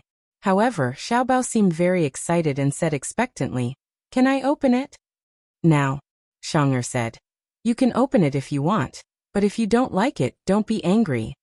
"Why would I? As long as it's a present from Shang'er, I'll like it." "Okay." Xiao Bao opened the present curiously and saw a bouquet of flowers lying quietly in the gift box. However, this bouquet of flowers was different from ordinary bouquets. This bouquet of flowers was tied up with many starry sky lollipops. Shang'er didn't know what present to give, but thinking that Xiao Bao liked to eat sweets, she tied all her favorite starry sky lollipops into a bouquet and made it into a bouquet of flowers. Wow! The beautiful starry sky lollipops instantly lit up his eyes. He suddenly leaned close to Shang'er and kissed her on the cheek, saying happily, "Thank you, Shang'er. I like it a lot." Shang'er's face suddenly became as hot as a burning cloud, so much so that she stuttered. You like it, as long as you like it. These sweets. I can't bear to let my dad eat them, but because you're my best friend, so." Shang'er's mother squatted down and said to Xiao Bao, "I'll leave Shang'er in your care today." "Okay. Shang'er, have fun today. Mommy will come to pick you up later." "Okay." The two little guys watched as the car left. Xiaobao immediately held her hand and said with a smile, "Shang'er, come in quickly." Shang'er was led through the door by Xiaobao. As soon as she stepped through the door, she was shocked to see the yard full of cartoon characters. She was so shocked that her eyes widened. Wow! Other than gasping in amazement, Shang'er was so excited that she couldn't say a single word. Shang'er also liked to watch cartoons. She had watched many Disney animated movies many times. Her favorite movies were Frozen, and she also liked Dubai from Superland Marines. As such, tears welled up in her eyes as soon as she saw Dubai. In the hearts of young children, the characters in these animated films were not just limited to the adult world. The word cute was enough to describe them. To them, these people were the hottest superstars, and even more so, their dreams. Most of the children in the class had arrived, and were playing with the cartoon dolls in the yard. It was as if he was in a fairy tale world. Shang'er even suspected that she was dreaming. Xiaobao asked, "Jean, are you also like Dubai, right?" "Yes. I like Big White the most." Xiaobao immediately said, "Dubai, come here." Hearing his little master's summon, Dubai immediately rushed over and waved his hand as he stood in front of them with his big belly. Xiaobao introduced, "This is Princess Shang'er." Shang'er stared at Dubai nervously. Chapter 3507. Shang'er blushed shyly. "Hello, Dubai." Pausing for a moment, she suddenly smiled brightly and placed her hands behind her back shyly. "Dubai, can I hug you?" she asked nervously. Dubai tilted his head, looking very adorable on the surface. However, the scar-faced man in the costume had a gloomy expression on his face. He was the worst at dealing with children. Even so, Xiaobao glared at him fiercely from the side, as if he would not hold back if he dared to refuse. Dubai immediately opened his arms and said gently, "Of course." Shang'er blushed even harder, but she happily pounced toward Dubai. Upstairs, Gu Jinglian looked at the yard full of dolls and little ghosts with a gloomy expression. Originally, having such a stupid and idiotic son like Xiaobao was already enough to give him a headache. Now he had to deal with a bunch of brats. Especially in Xiaobao's class, there were a few mischievous children who were fooling around in the yard. They climbed up the rockery nimbly, and below them was the pond. Uncle Fu stood at the foot of the rockery anxiously, and tried to coax them to come down. "They won't come down. They won't come down." Wow. There are so many fish in the pond. The fish are so cute. I really want to touch them. A group of children lay by the pond and looked around. Gu Jinglian raised his eyebrows gloomily. The children's chattering filled his ears, and it was as if thousands of mosquitoes were flying around his ears. That was why he hated little brats the most. They were especially annoying. Speaking of Gu Jinglian, he was not a fan of brats. At first, he did not have much patience with Xiaobao. However, after spending some time together and getting used to this guy, he sometimes found him very cute, although he was really annoyed when he was annoyed. However, he was still his son. However, he might not have half the patience to deal with other children. Gu Jinglian closed the window and returned to his study. After a while, Uncle Fu came upstairs and knocked on the door. "Master, the cake is about to be cut. I don't have to show up," Gu Jinglian said impatiently. He felt extremely troubled at the thought of going downstairs to cut the cake, and having to face dozens of little idiots. That's not very good, is it? After all, you are Xiaobao's father. If you are not present on Xiaobao's birthday, it will inevitably make the little guy unhappy. Gu Jinglian. He rubbed his brows tiredly and stood up abruptly.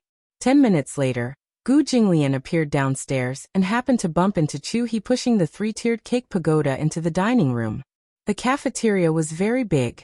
There were 10 tables in the cafeteria.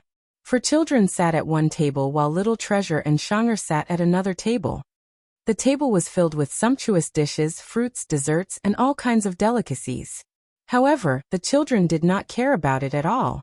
They were looking forward to the cake, so the delicacies in front of them did not attract their attention at all. Everyone looked around looking forward to it. It was not until Chu-ho slowly pushed the cake tower into the dining room that the delicate-looking cake fell into the children's line of sight, causing a huge commotion. No one had ever seen such a beautiful and exquisite cake. Chapter 3508. This was specially made by Uncle Fu. He realized that Xiaobao especially liked Dabai. Hence, he sent his subordinates to ask around and found the best cake shop in Beijing. He reserved this cake half a month in advance. The cake tower had 3 levels, and each level was filled with chocolate. On the top level, Dabai was made with icing and looked extremely adorable. It was a 100% replica of the cartoon image in the movie. Wow! What a beautiful cake! Many of the children widened their eyes in envy. When Chu-ho pushed the cake to the center, many of the children were already drooling. Gu Jinglian had just stepped into the restaurant when he heard a sea of cheers. Dabai!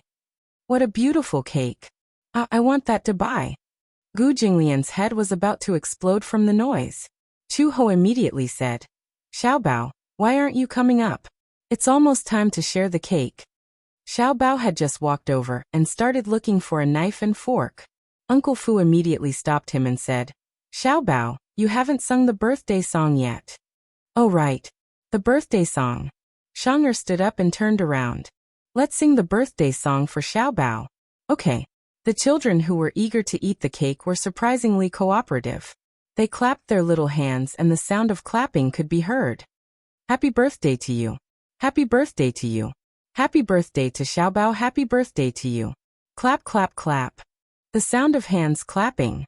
30 or so immature voices of children sounded out. They were tone-deaf, and they were like demonic voices that could destroy everything in their path. Gu Jinglian was almost possessed by the voices, but Xiaobao was overjoyed. Chu-ho placed the crown on his head and urged, Xiaobao, make a wish. Okay. Xiaobao immediately clasped his hands together, closed his eyes, and began to make a wish. Immediately after, he made his wish and blew out the candles. Happy birthday to Xiaobao. Let's eat cake. Let's eat cake. The children swarmed forward like a tide. Uncle Fu immediately rushed over to maintain order. Don't fight. Let our little birthday girl cut the cake. Xiaobao looked up at Gu Jinglian and said nervously, Dad, the cake is so tall. How do we cut it? The cake was more than a meter tall, but he was not even as tall as the cake. Even if he stood on his tiptoes, he could not cut it. Gu Jinglian looked at him with disdain, but immediately bent down and hugged him in his arms. Chu-ho held his little hand, and together, the mother and son cut the cake. When it was time to divide the cake, the group of little fellows started to squabble. I want Big White. Dabai is mine. Mine. Mine. Mine. Shang-er tugged at Xiaobao's sleeve and said pitifully, Xiaobao, I really like Big White. Can you give Big White to me? Of course. Xiaobao said to everyone. Can you give Big White to Shang-er? A boy stood up and said indignantly, Why should Shang-er be the only one? Xiaobao, you're biased. I want it too. Shang-er pouted. Seeing this, Xiaobao put on a protective stance. Give it to Shang. Give it to me. Big White is Shang-er's. Big White is mine. Gu Jinglian could not take it anymore and directly cut Big White in half. Clean and straightforward. Half each. Xiaobao, Shang-er. Chapter 3509. The scene suddenly quieted down, not a single sound could be heard. All the kids were stunned as they stared blankly at the center of the cake. Dabai was originally extremely adorable, but now it was pitifully sliced in half and poured onto the cake. Looking at this tragic murder scene, everyone was shocked. Dabai. It was unknown which brat let out a ghostly wail and howl, but the group of children trembled in fear. Dabai was cut in half. Dabai is dead. Shang-er's eyes reddened. She blinked and choked. Dabai? Chu-ho, this, she turned around and glared at Gu Jinglian. What are you doing? Dividing the cake. Who told you to cut Dabai in half? Gu Jinglian. How else should I cut it? Cut off the head. Chu-ho was speechless. You're just dividing the cake. Do you have to be so bloody? Gu Jinglian was even more speechless. It's just a cake. Why do you have to be so bloody?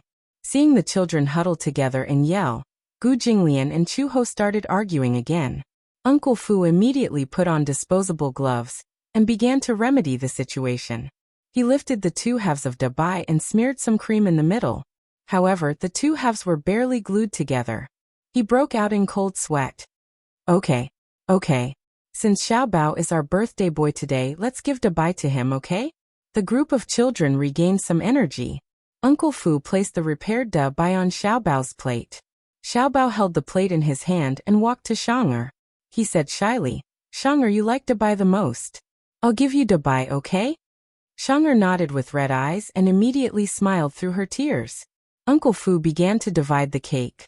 The children held the cake in their hands and realized that the cake's filling was rainbow-colored. "What a beautiful cake. I can't bear to eat it. The next time I celebrate my birthday, I'll ask my mother to buy me a cake like this too. But it should be very expensive, right?" The group of children chattered as they munched on the cake. Xiaobao was eating happily with Shang'er when a few children sneaked up behind him and shouted, "Xiaobao!" Xiaobao had just turned around when his face was suddenly smeared with cake. "Happy birthday!" Ahahaha. The atmosphere was cheerful and warm. Uncle Fu divided 2 pieces of cake and handed them to Chu Ho and Gu Jinglian. He smiled and said, "Old master, it's time to eat the cake."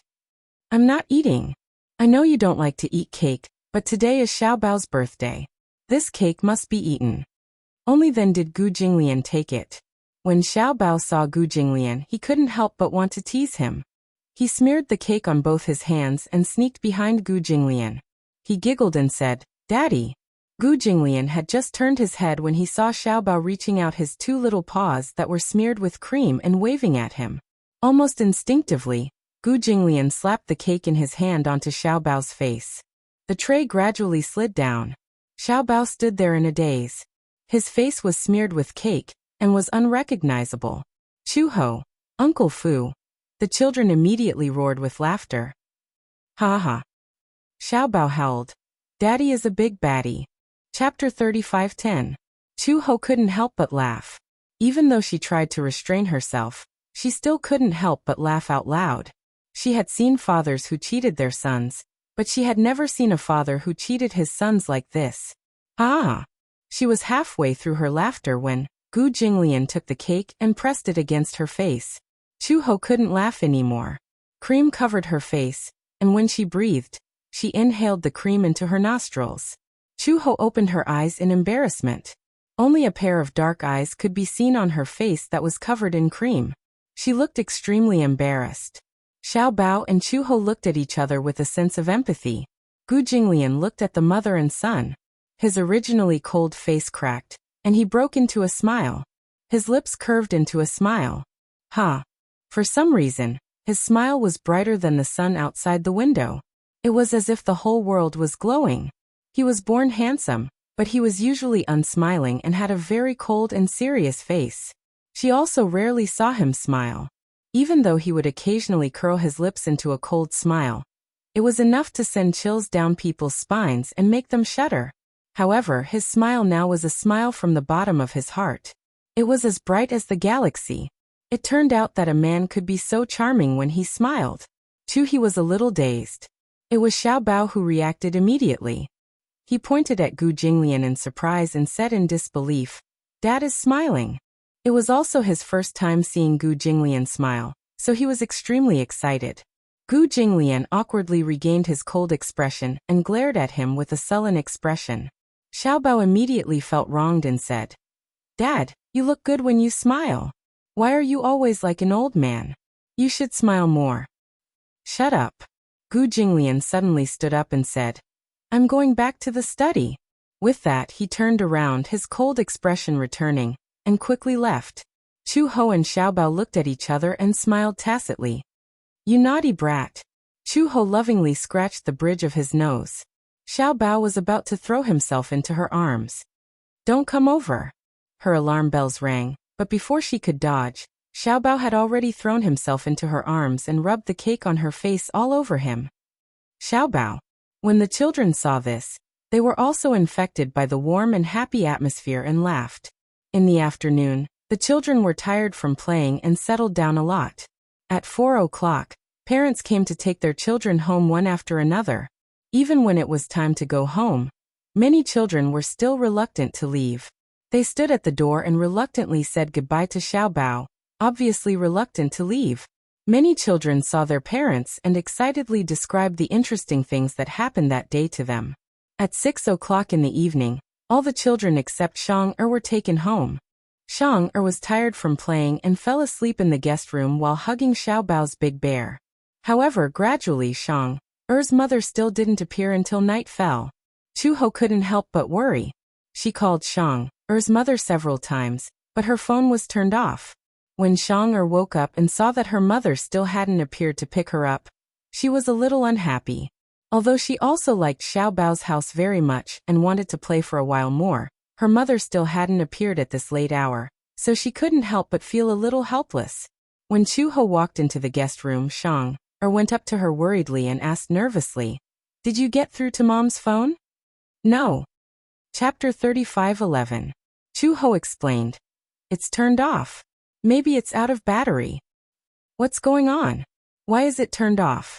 Xiang felt wronged and said, "Did Mommy forget about me?" Chu-ho smiled and comforted her. "How can that be? Don't think too much. Maybe your mommy got off work late, or maybe she was stuck in a traffic jam." Xiang pouted and looked very wronged. She looked like an abandoned stray dog, her eyes red. Xiao Bao walked over and said to Xiang, "Don't worry. If your mommy really forgot about you, you can stay at my house tonight. We can sleep together." Why else would they say that children's words carried no harm? With Xiao Bao's EQ and IQ, it was really difficult for him to comfort a girl. It would have been better if he hadn't said that. Now that he said that, Xiang really thought that she had been abandoned. Her eyes, which were originally red, were forced to cry. "Boo. Xiang wants to go home," Xiang said as she walked towards the door.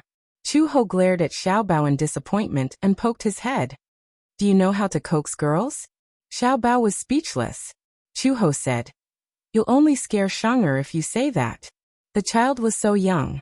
If Xiang's mommy didn't come to pick her up, the child would only think that her mommy didn't want her anymore. She wouldn't think of anything else. After all, a child's thoughts were simple and more intuitive. "Mommy." Xiang ran to the door and stood there, craning her neck to look around. However, the door was cold and cheerless. She looked around for a long time, but it was still in vain. Did Mommy really not want her anymore? Xiang sniffled with tears in her eyes. Her two little hands were intertwined, looking extremely worried. Chu-ho saw her standing at the door with an anxious expression. He walked over, squatted beside her, and hugged her thin body. "Xiang, don't worry. Maybe your mommy has something to do and is late?" "Boo-hoo. If it's really too late, sleep with Xiao Bao tonight, okay? How is it possible that my mother didn't come to pick me up so late?" Jean fiddled with her fingers and said pitifully, "Does Mommy not want Jean, or any more after you have a baby?" "Baby? Yes." Only then did Xiang tell him about her worries in full detail. It turned out that Xiang's mother was pregnant with her second child last month. One night, she pulled Xiang in front of her and asked her a serious question. "Xiang, didn't you always want a younger brother or sister?" Xiang blinked her eyes in confusion. When she was young, she saw a pair of twins in her neighbor's house. The boy and the girl were always together, holding hands. Xiang was very envious and unintentionally mentioned that if she had a younger sister or brother, she wouldn't be lonely. Thus, these words remained in his heart. Some time ago, Xiang's mother suspected that she was pregnant and went to the hospital for a checkup. When she found out that she was more than 2 months pregnant, the whole family was very happy. When Xiang heard that her mother was pregnant with a Xiao Bao baby in her stomach, she was very happy. She said, "Sure. Of course. If I have a younger brother or sister, Xiang will definitely take good care of them." However, when she went to school and told the other children about it, she received a lot of complaints. "I hate my younger brother the most." Chapter 35:12. Xiao Bao. Tears welled up in Xiang's eyes. She placed her little hand on the glass of the window, and her eyes were misty. She kept hitting the window and said anxiously, "Let me out of the car. Let me out of the car." Her aunt looked at her, and followed her gaze to the back of the car. She saw a little boy chasing after the car. She asked, "Xiang, who is this?" "It's Xiao Bao. It's Xiao Bao." Xiang kept crying and throwing tantrums. "Stop the car. Stop the car." Gradually, Xiao Bao's figure disappeared from her sight. Xiang watched as Xiao Bao disappeared from her sight. Her eyes widened and tears kept flowing down her cheeks.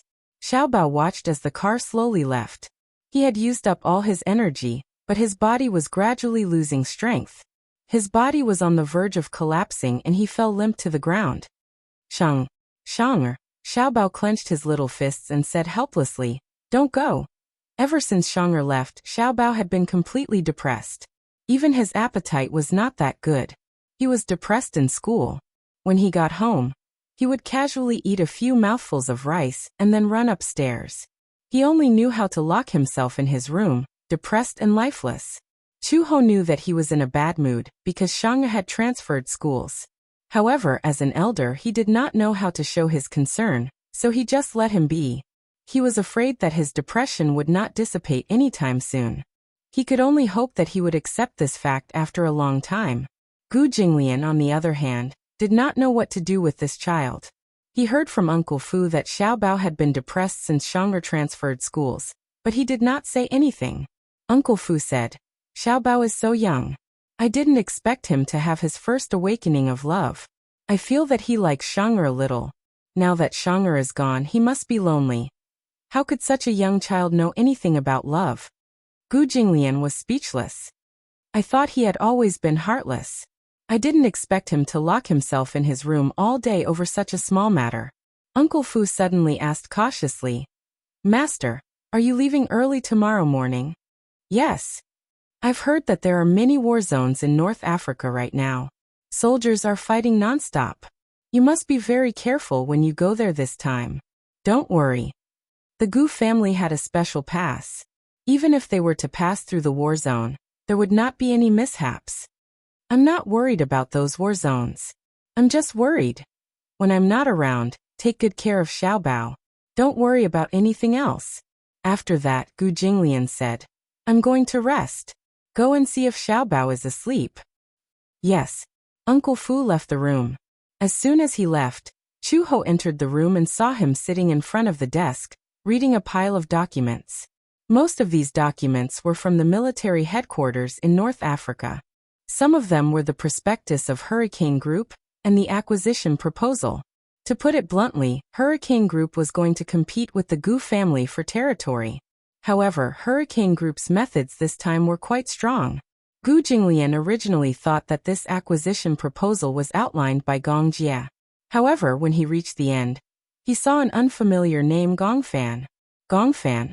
He had never heard of this person. Chapter 35:13. She had been influenced by Gong Jie's deeds in Africa. It was said that when Gong Jie was carrying out a trading mission in Africa, he had encountered an armed rebel army. However, the army of hundreds of people was destroyed by Gong Jie's mercenary group in a flash. Hurricane Group controlled Mercenary Paradise. Mercenary Paradise was now the top mercenary organization in the world. Its style of doing things was vicious and merciless. The Gu family had always avoided fighting Hurricane head-on, and Hurricane also respected the Gu family's territory in North Africa. In the end, they did not expect that Hurricane would be the first to provoke them. "Gong Fan, you're going to North Africa tomorrow?" Chu-ho suddenly asked. Gu Jinglian came back to his senses and looked up at her. Chu-ho opened her mouth for a long time, but she could not say a word. She wanted to be concerned. At least when she went to North Africa, she had to be careful. After all, bullets did not have eyes. North Africa was a place where wars were endless. Bullets rained down and artillery fire filled the sky. How many times had she almost lost her life while carrying out missions in North Africa? However, no matter what, she felt that if she really said that, it would be too pretentious. What kind of person was Gu Jinglian? He was such a strong man, so he should be fine. She was worrying too much. Hence, Chu-ho did not say much. She hugged the blanket and lay down on the sofa. Gu Jinglian looked at her meaningfully, then suddenly retracted his gaze and looked down coldly. Early in the morning, he took a private plane and set off for North Africa. More than 20 hours later, the plane landed. Gu Jinglian took an armed car and went straight to the factory headquarters.